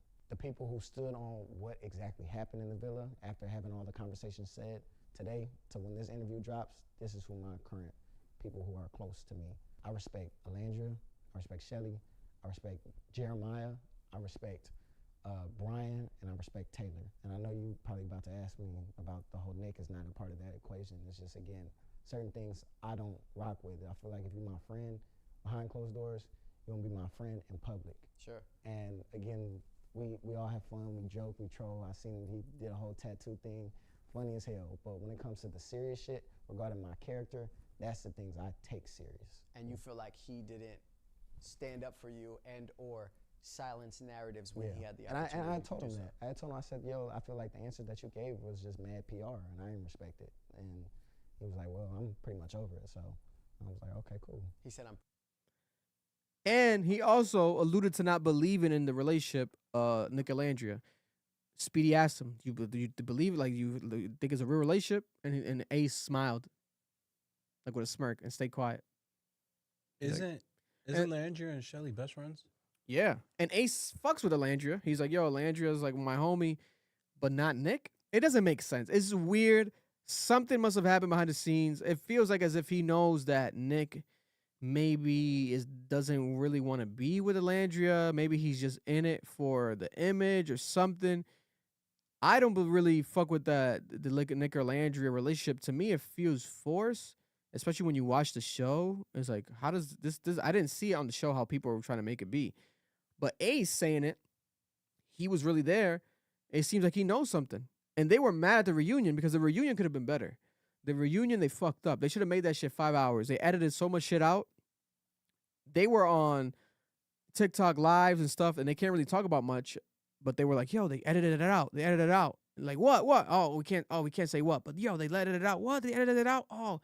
So, like, they have an insider. Like, they know what the fuck they're talking about. There was, like, a major moment or major moments that happened during the reunion that they edited it out. Peacock. I don't know why the fuck they're doing that. It's strange. It's weird. This show has just gotten too big. And now, again, the drama keeps escalating outside the villa, outside the reunion. It's just funny and entertaining to watch and see these grown men, like Nick's all over the internet showing love to this guy. You would think these guys are brothers, and this guy gets interviewed. Ace is like, nah. It's like, bro, what? You think they're creating their own plot lines now? Are they creating fake beef to, like, roll out something else? Like, Maybe. It doesn't make sense. It doesn't make sense. But we were on that island. Only they were, so they know what the fuck they dealt with. Speaking of more drama, Brittany Renner has gone viral because of this video that got posted online with her baby daddy, NBA player PJ Washington. PJ Washington pulled up with his wife in a car to pick up his son from Brittany Renner. Brittany Renner gives him the son. The son is screaming, crying, right? She says, hold up, wait a minute. Let's record this. Because every time this is the third time he does this. Whenever I give you him, he starts crying, or etc. And it's like she's recording it. And her mother's there. Brittany Renner's mother's there. Right? So she goes outside with the mother. The mother's filming. And then he puts the child in the car. And they start going back and forth. And then he gets in a back and forth argument with the mother, talking about fuck you. They both saying like fuck you, bitch, to each other. And and it's like the child is hearing all this. The child seeing all this is disgusting. Right? It's ridiculous. It's unnecessary. And for her to document it though, I don't think it really helps her, Brittany Renner, because it's like you instigated the situation. The child's crying, right? I'm not in the house. I'm not in the family, so I don't know what the fuck the child's crying about. But kids cry. Just because he's crying because he's giving him to her because she's giving it to the baby daddy doesn't mean like because she was almost like it seemed like she was alluding to like the child not being safe or something of that nature. All right, I'll play the clip for more context right here. This is when super viral right now. This is like the most viral video today. It was on the mother's phone, so I'm assuming that the mother posted it on social media. It seems like. But this is the clip right here. I'll play it behind us. Let me fix the audio, make sure it comes out the right way.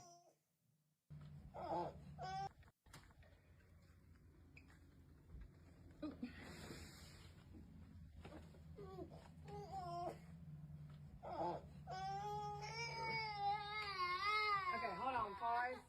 This is what we're not doing. So every time that he does this, I'm gonna record this. Because that's not okay. I'm just letting you know. No, the thing is, this is the third time he's done it. This is the third time he's done it. He doesn't want to go with you. So actually show up. Actually show up and do something then with him. Because he does this every time. No, it's not. No, it's not. It ain't because anybody babies him. You gonna give him his bag and stuff? That's terrible. 3 weeks in a row.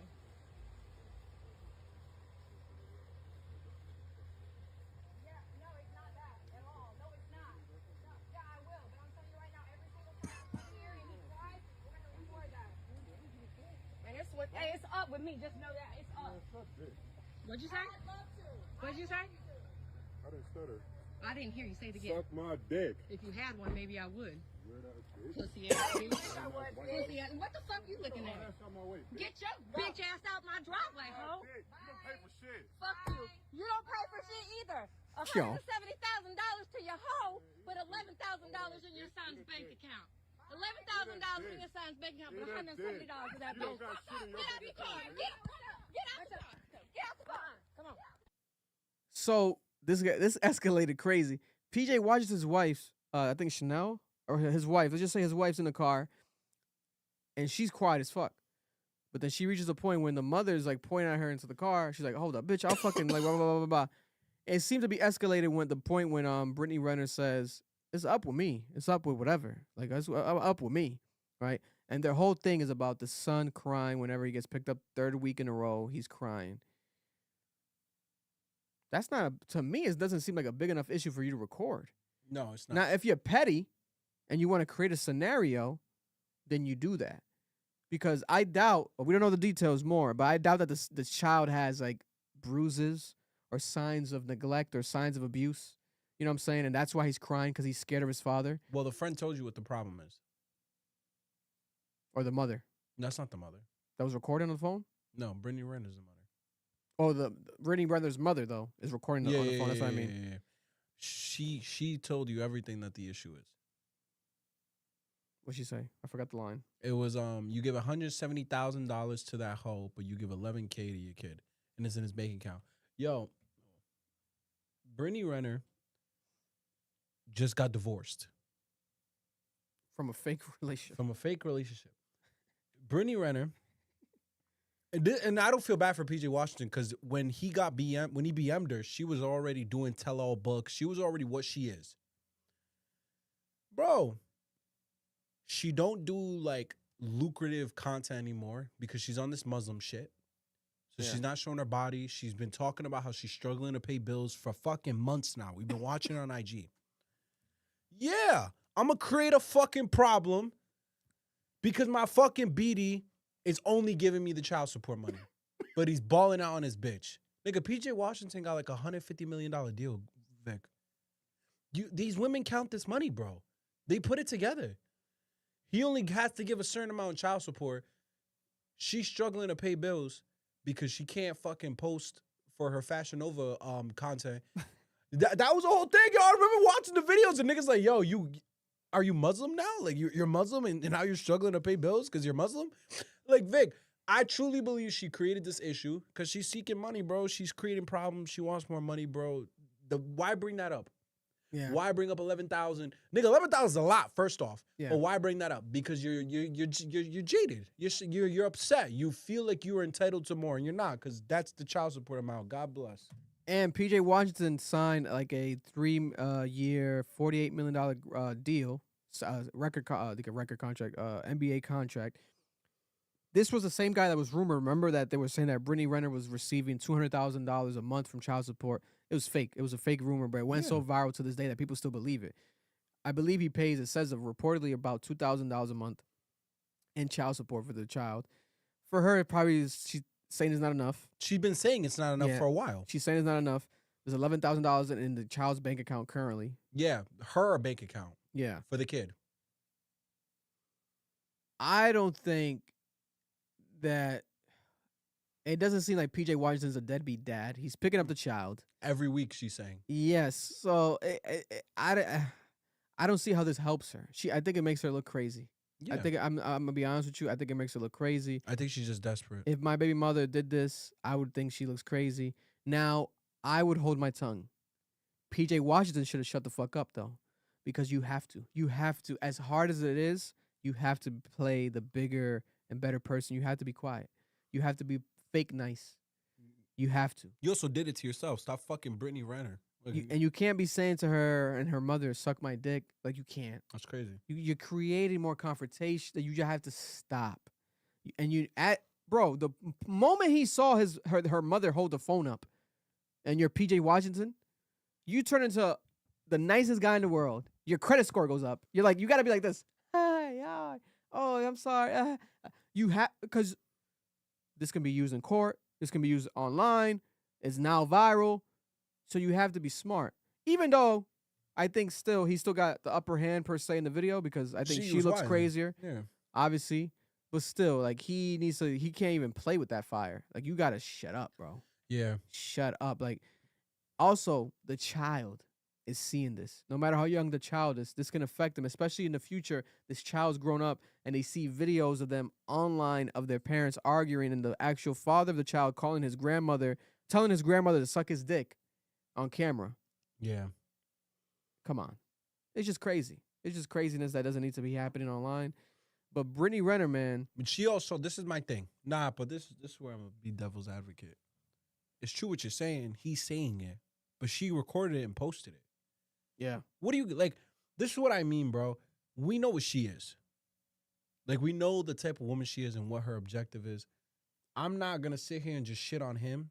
I'm going to shit on him because he knew what she was and he still had a baby with her. He was still sleeping with her unprotectedly. But I'm not going to pretend like she's blameless.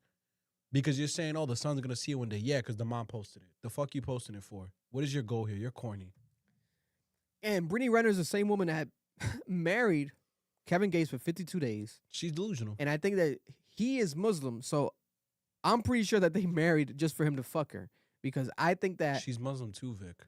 Yeah, but so they wanted to abide by the Muslim religion, right? Oh, no sex before, no sex. A joke. So they got married to have sex just for him to divorce her 52 days later. A joke. And she has to do like a 90-day wait period after, traditionally, after in the Islam, divorce. you have to wait 90 in days. Islam, 90 days. You have to wait 90 days until what? You get into any relationship or something like that? No, so in Islam, you have 90 days to divorce.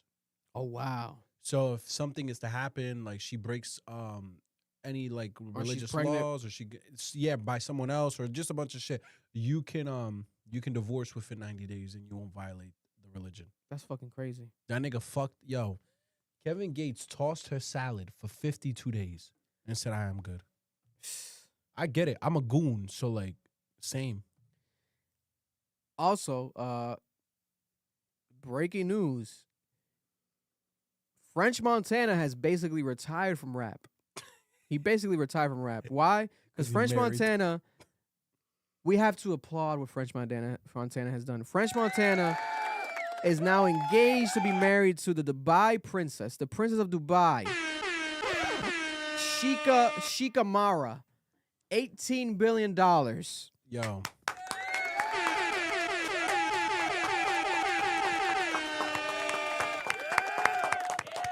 That's a real hustler. That's a real hustle. French Montana, you won the game of life. Yep.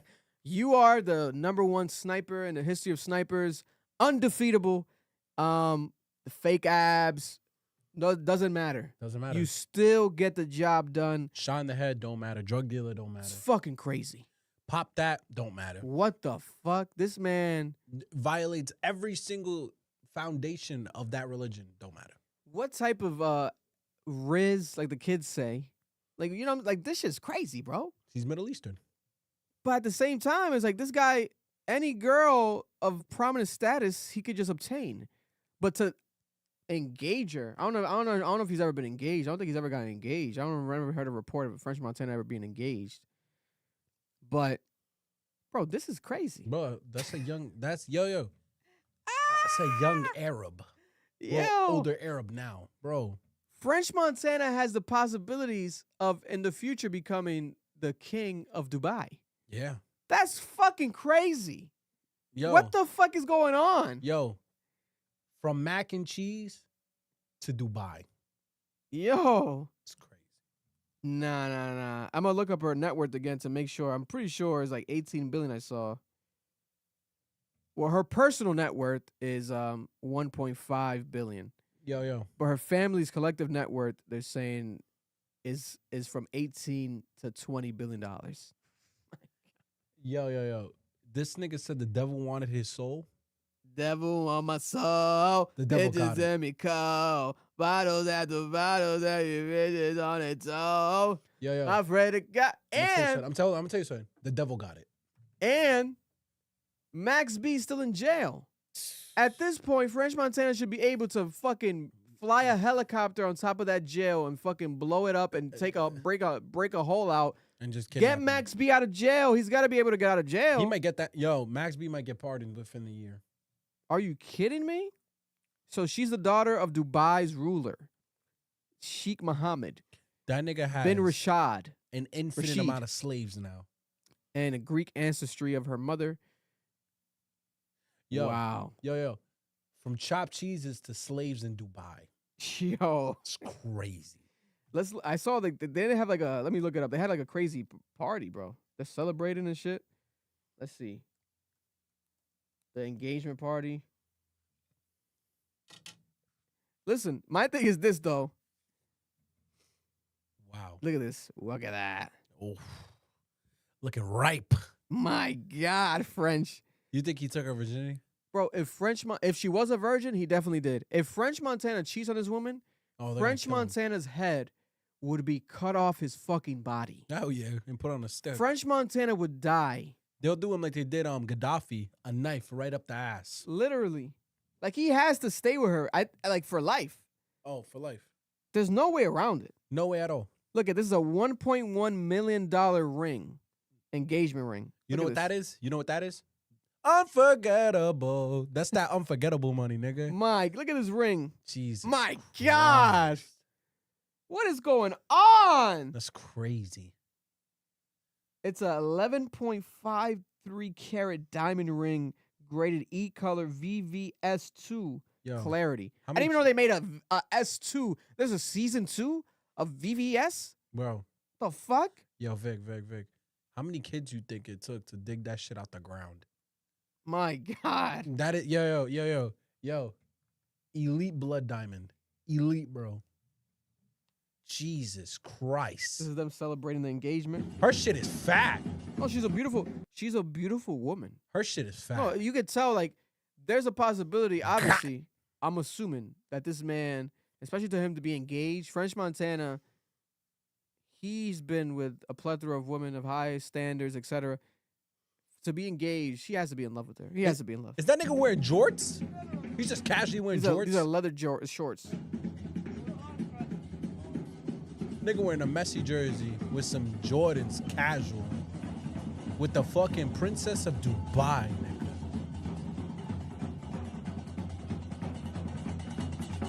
This is crazy.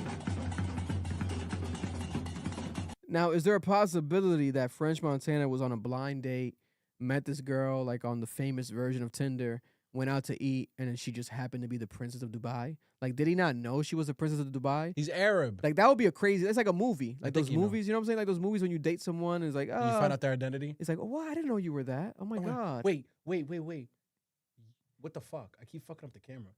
You're the king? You're a prince of England? There was a movie like that in Disney Channel, nah? Deacon Mac and Cheese, bro. We ain't getting no more music. French Montana's never dropping a song for the rest of his life. Unless it's some Dubai anthem shit. Yo, Vic. This nigga went from making mac and cheese 5 had 45 songs because 16 of the tracks were chopped and screwed, right? That shit went negative that shit went negative trash can. It went double box, the cardboard box. Now he's marrying the queen of Dubai, princess of Dubai. I'm sorry. Crazy. Over the weekend, another very viral moment was the Polish millionaire CEO. This man was at the U.S. Open when the actual tennis ball went into the crowd, right? No. When the actual tennis player went into the crowd after the match and he was passing things out, he passed out a hat, his own hat off his head to a kid. And this millionaire, this billionaire, the CEO, this millionaire CEO snatched the hat away from the actual child. He snatched it away. It went super viral. It's almost like when people are at a baseball game and like a foul ball goes in the stands and you're trying to get the ball and a kid's trying to get it. Let's say there's a kid trying to get it and an adult grabs it and snatches it away from the kid. But this is more important because obviously it's a hat. It's more of a memorable moment. But this man was specifically aiming for the child. He's been facing so much scrutiny. He's been getting canceled online, this millionaire, the CEO, Polish millionaire. This man is a demon. He does not give a fuck, bro. He has now come out doubling down. This man says in a new statement, yes, I took it. Yes, I did it quickly. But as I've always said, life is first come, first served. If you were faster, you would have it. You would have gotten it. I remind you that insulting a public figure is subject to legal liability. All offensive comments, slander, and insinuations will be analyzed for the possibility of taking the matter to court. Who is what this the nigga? Fuck? This is a Polish CEO, Piotr Cezryk. I can't pronounce his name. Piotr Cezryk. Polish CEO? Yeah. Piotr Cezryk. Right? He went to meet the tennis player Majeshrak. I can't pronounce none of these fucking names. Majeshrak. Super viral moment. I saw the moment and I was like, what the fuck? This man doesn't give a fuck. I even told Tiana, I'm like, yo, this man has to come out and he has to like apologize. If not, his career is done. Like, I don't see why he wouldn't, especially when you watch the clip. Right? I'll play her behind us, but that moment of him actually snatching that hat is pretty insane. Right? Let me see. U.S. Open CEO. He's now saying he made a huge mistake. And Really? he's apologizing, yes. This is the clip right here.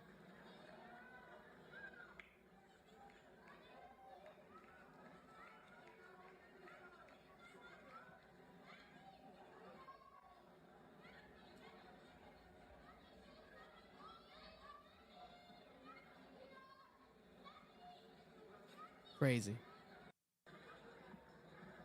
But yeah, I guess, no, breaking news. Literally, as we're speaking, a new updated statement now. Now, another statement.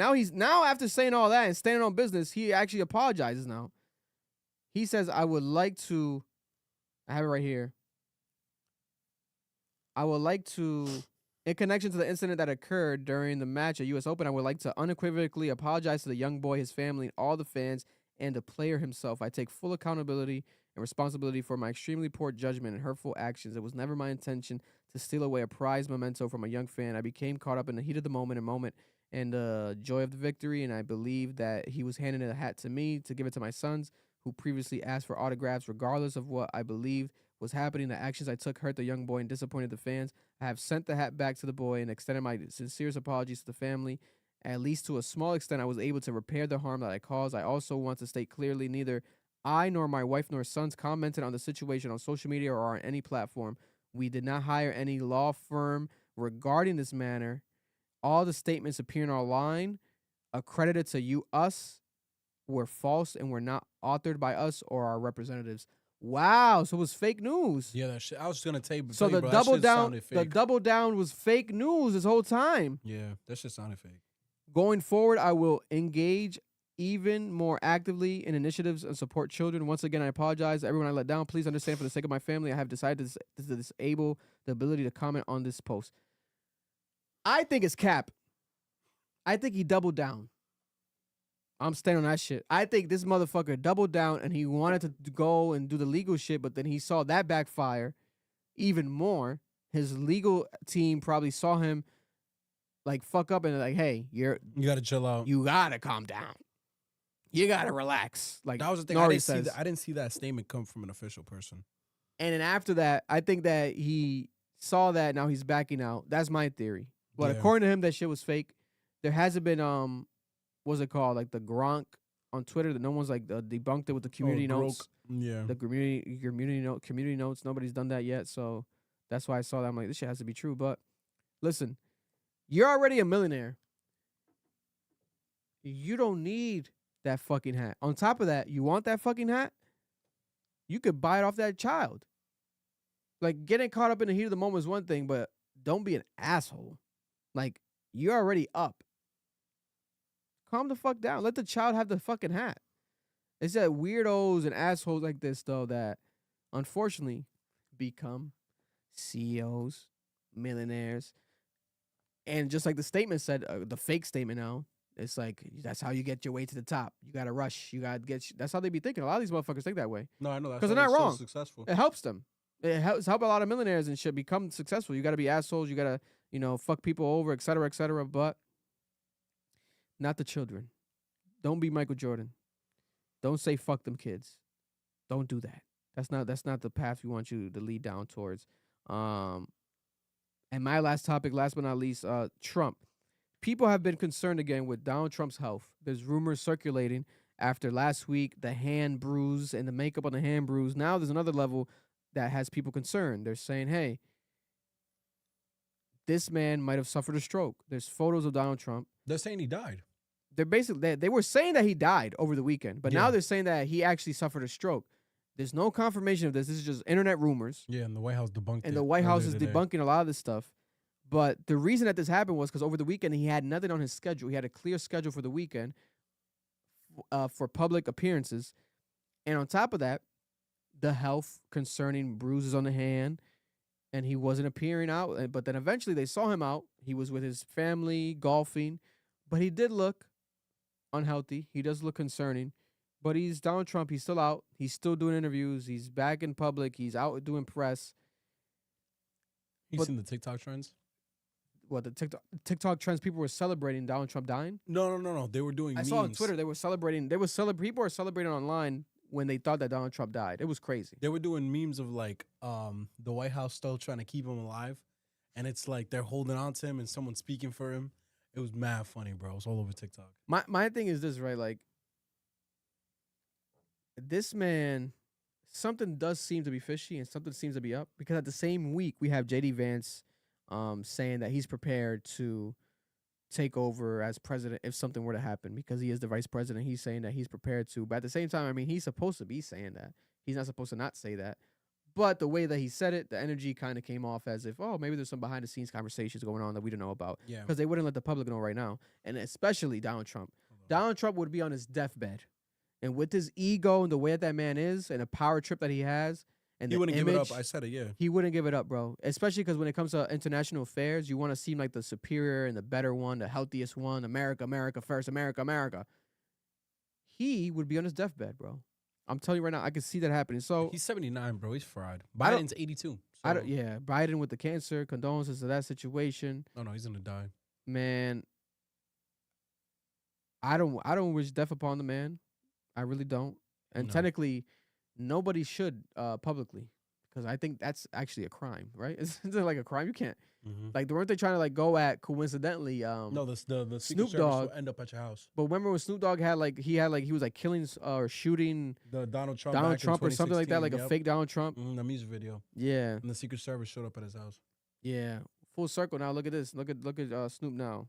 That shit's mad funny, coincidental type of shit. But like Young Thug says, business is business. I think he's okay though. I think there's something going on, but I don't think it's like death wise. I think it's just his ego.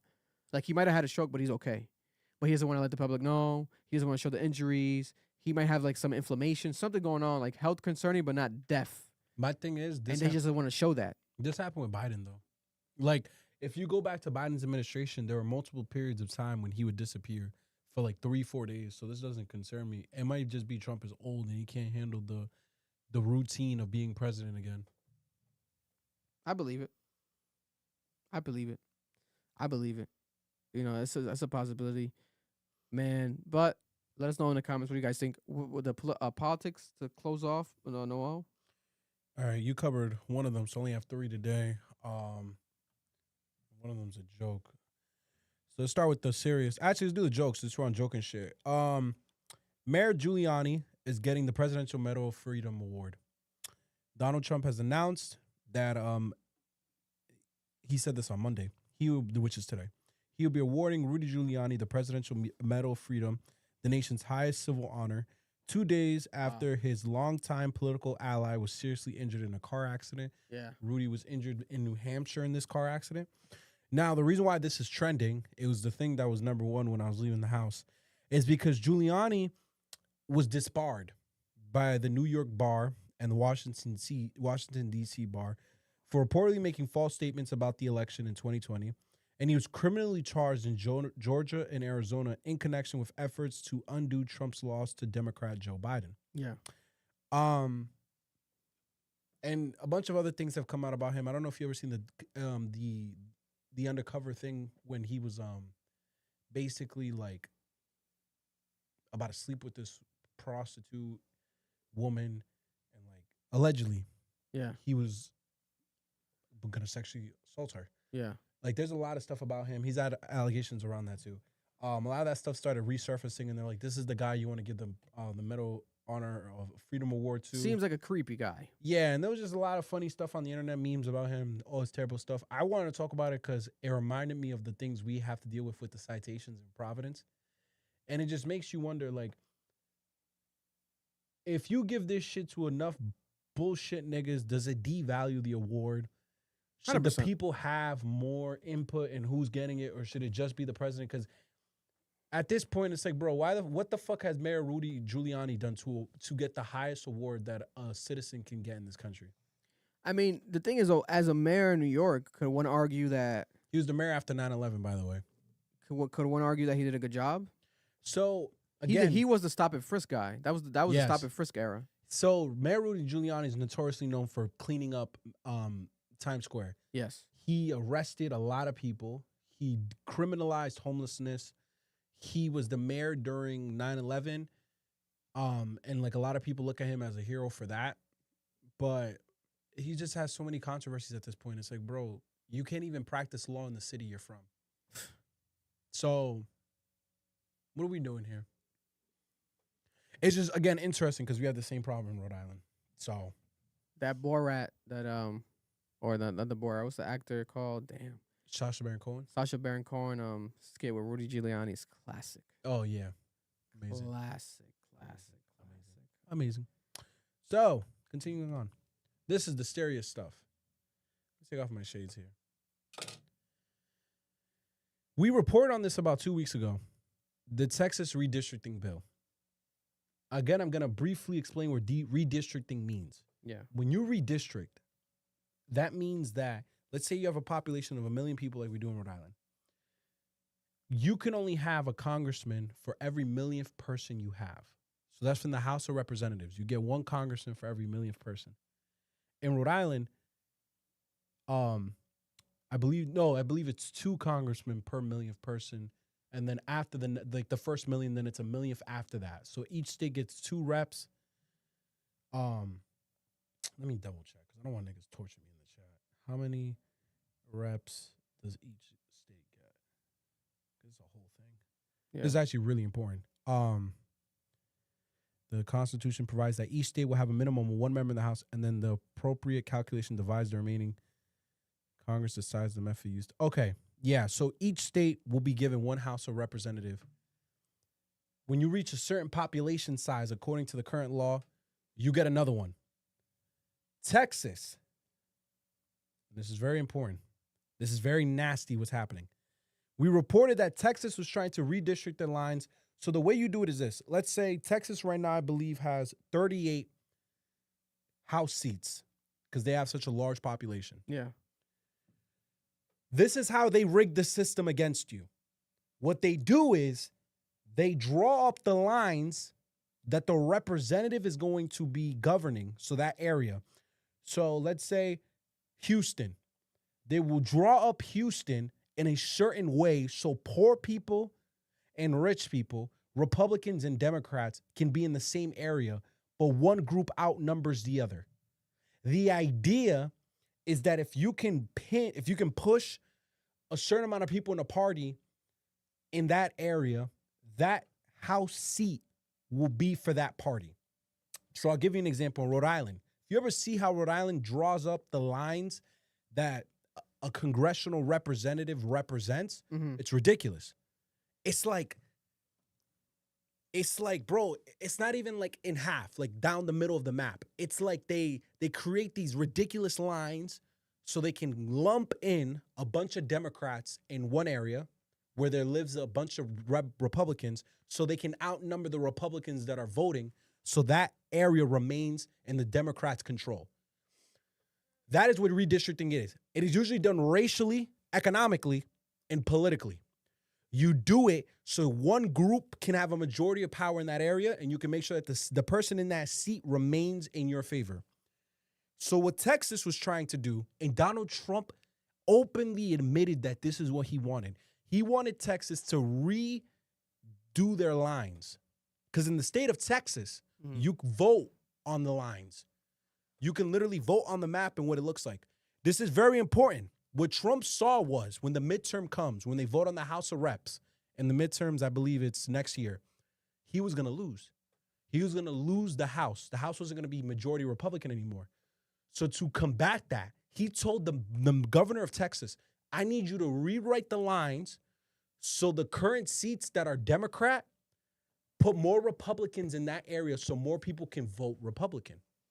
And more people in those seats can flip from blue to red. They did it. That's what we were reporting on, was the Democrats in Texas who are in the state legislature, not the congressional. They were like, yo, what is going on here? This is wrong. You're trying to rig the midterms before it happens using the state of Texas. We're going to leave. We're going to leave the state. We're not even going to vote on this bill. But they had to come back at some point. And in the state of Texas, the governor can call in a state session whenever he wants. So he calls them in to vote on the bill. The bill got passed 3 days ago. And the bill basically does is, Texas used to have 25 seats out of 38 that were Republican. That means those 25 seats, the majority of the voting bloc that lived in that area were Republican. They redrew the line, so now 30 of the 38 seats are Republican. The cities that are most affected by this redrawing is Houston, Austin, and Dallas-Fort Worth metropolises. They took the 3 bluest cities and they drew them in a way, the lines that are in those cities, so there's more Republican voters that are voting for that congressman who would represent that area. So now the 5 Democrats who represent those areas have to now go next year, run for re-election, and deal with a higher number of Republican voters. And the way they do this is, when you register to vote and you affiliate to a party, you get put in a system. I've used that system when I've helped campaigns. When I managed and ran campaigns, I literally use a system called VAN. You're also on a voter roll in the state legislature. They take that record, they put you on a map, and they draw the lines in a way so the people who identify as Republican and the people who identify as Democrats, if you're a Republican, there's more people in that group versus Democrats to neutralize their voting power, or vice versa. So Texas did that. And this is my prediction, because the Democratic Party has responded to this decision. Gavin Newsom, who will be running for president, and he will be the Democratic nominee. Gavin Newsom is the governor of California. This nigga got balls. Gavin Newsom said, Donald Trump is going to openly advocate for the state of Texas, which has never been done before. We've never seen this before. He advocated for the state of Texas to redistrict and put more Republicans where Democrats are representing so they can get voted out next year and he can maintain majority in the House of Representatives. You're going to do that? I'm going to redistrict the state of California. So Gavin Newsom responds back and he says, all right, so we're going to introduce a proposition. We're going to have a special election November 4th of this year. The state of California is going to get the ability to vote on a map that we drew in California that gives more power to Democrats in areas where Republicans are representing, so we can vote out those Republicans in those areas and make them Democrats, balancing out the loss they took in the House. The thing is, in California, they passed an amendment, a constitutional amendment in 2008 that says those like lines get redrawn every 10 years by a special committee, an independent committee, when the census data comes out. So what Gavin Newsom had to do was he literally passed an amendment through his state legislator, and this amendment says, hey, bet, y'all, we are going to let the people decide this. It is not going to be the special committee. That gets suspended until 2030, and this is his response to Donald Trump when he did this. This has been all over the news. This has been the biggest thing in politics for the last 2 weeks. He goes, give me a second. Did I delete it? Yeah, I did. He basically said, y'all shot the shot first, so we're responding back to you. Donald Trump, when the Texas legislator passed the bill, he said, big win for the great state of Texas. Everything passed on our way to 5 more congressional seats and saving your rights, your freedoms, and your country itself. Texas never let us down. Florida, Indiana, and others are looking to do the same thing. So that's when Texas passed their bill. When California did what they're doing, he responded back with Gavin Newsom. They've been at each other for like 2 weeks now. He was literally like, you're a shit governor. You live in a shit state. You're doing something that's unconstitutional in your state. Currently, the Republicans in California are suing Gavin Newsom and the state legislator because they're saying, even if this is an amendment, it's still against the law. They're not going to win, though. Gavin Newsom cheated the system. The reason why this is so unprecedented is because Donald Trump basically openly said, I'm going to lose the House next year. So let's cheat the system to win. Gavin Newsom responded back and said, oh, fuck you. I'm going to do the same thing. This is the first time the Democratic Party has had balls this entire time with Trump. He has set a precedent I've never seen. He literally said during a press conference, if they want to get dirty, we'll get dirty too. You want to set a fire, we'll fight fire with fire. You got to respect, he's going to be the Democratic nominee. And he knows how to handle the media, especially the new age media with everything that they're doing. It's crazy. So I could see him going crazier and crazier. And niggas in the chat are saying people in Cali were not happy about his map change. Listen, to get Gavin Newsom to team up with AOC, they could run the world. I'm trolling. Imagine. Yeah. No, I get it. And if you're from California and you don't fuck with this shit and you don't fuck with Gavin Newsom, I fully understand why. I have my own issues with Gavin Newsom. Gavin Newsom's a sociopath. Gavin Newsom is a Democratic version of Donald Trump. He is educated. He's like the opposite, though. He is educated. He is a well-spoken person. He knows how to debate. He destroyed Ted Cruz in a debate. He's belligerent, but he's such a hypocrite.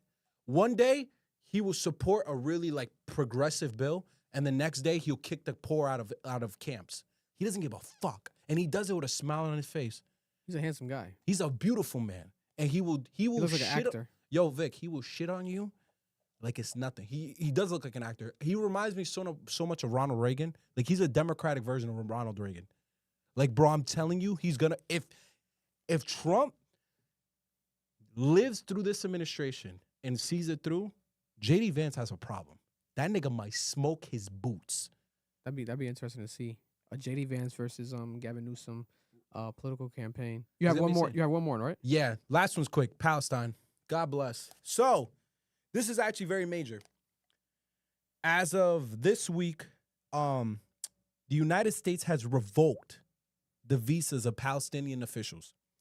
Palestinian President Mahmoud Abbas has been blocked from attending the UN General Assembly session in New York next month after he and 80 other Palestinian officials had their visas revoked, the U.S. State Department has said. U.S. Secretary of State Marco Rubio blamed them for undermining peace efforts and for seeking the unilateral recognition of a conjectural Palestinian state. The decision, welcomed by Israel, it is unusual as the U.S. is expected to facilitate travel for officials of all countries wishing to visit the UN headquarters. So basically what's happening is this. In an effort to not allow Palestine to have a voice in the UN, your government has decided to revoke the visas of anyone who uses a Palestinian passport to come to this country. That includes the officials involved in the UN. So we're going to have a UN meeting next month in New York. Palestine won't be present. And they're going to be discussing Palestine, the recognition of Palestine, because because the EU is currently pushing for it. Countries like France, Britain, Canada, they're advocating for a Palestinian state to be recognized. However, Benjamin Netanyahu, Prime Minister Benjamin Netanyahu, has said that he has no intention of wanting it to be recognized because he says that the Palestinians who live outside of Gaza refuse to denounce Hamas. He has also said, and Marco Rubio agrees with him, that a Palestinian dual state, so Palestine and Israel, is not good, will just like validate Palestine's terrorism and it won't lead to a prosperous Israel. This is horrible. Your government robbed these people of their voice. They can't go and defend themselves next month. They can't go and say, hey, we want the bombings to stop. They have to hope someone there will do it for them because they can't even come here anymore. God bless.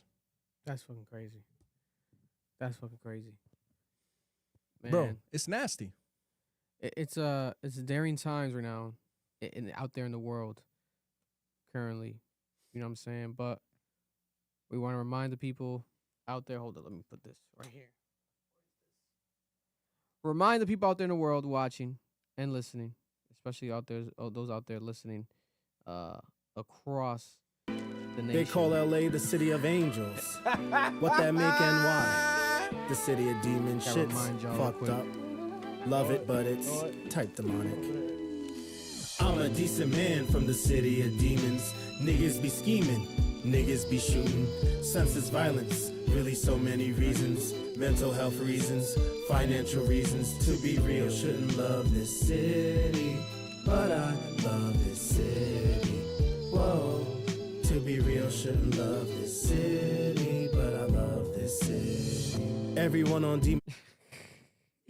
Free Palestine, nigga! You know what I'm saying? This man, Kyle Beetle, is the next Drake. I'm telling y'all right now. And to close out the last topic, since I just saw it's trending, Bill Belilcheck. So Bill Belilcheck got dominated at his debut in North Carolina. College debut, he did horrible. It was 14 versus 48 points. He got destroyed. 48 points is the most allowed points by any Bill Belilcheck coach team ever, including the NFL teams that he's coached on. They're saying that Bill Belilcheck is washed online. They say Bill Belilcheck without Brady has never been the same. The worst loss of the Bill Belichick's NFL career was 38-3, and first game as a UNC coach in college was 48-14. He's known for his defense too. Meanwhile, Bill Belilcheck is currently trying to trademark Gold Digger with his current woman, his partner, the young girl that he's with, because they keep calling her Gold Digger, and he's trying to trademark Gold Digger. I'm surprised nobody else trademark Gold Digger. Kanye West, nobody else has done it. Bill Belichick trying to do it. It's genius. Surprised nobody's beating him to it. But I think he has bigger fish to fry. He got to focus on this shit, because that debut, you can obviously get better. It's your first time, but it's not like you never coached a football team before. You are Bill Belichick. College is a little different. College is different, but you don't got the same defensive players. He is Bill Belichick, though. He's the GOAT of GOATs, right? Who's a better football coach than Bill Belichick in history? The issue is, I won't lie, and I'll say this to the day I die. Bill Belichick's strongest suit is defense. That's what it was. Because when he got his first 2 Super Bowls, it wasn't with the Pats. It was the defensive coordinator for the Giants back in the 70s, I think, or 80s. The fact that he got blowed out that bad is bad, Vic. That's bad. God bless. Love y'all. Appreciate y'all. Be safe. Club Mission Podcast to the world. Cap. We out. And that's Cap. Be safe, y'all. And the City of Demons. City of Demons.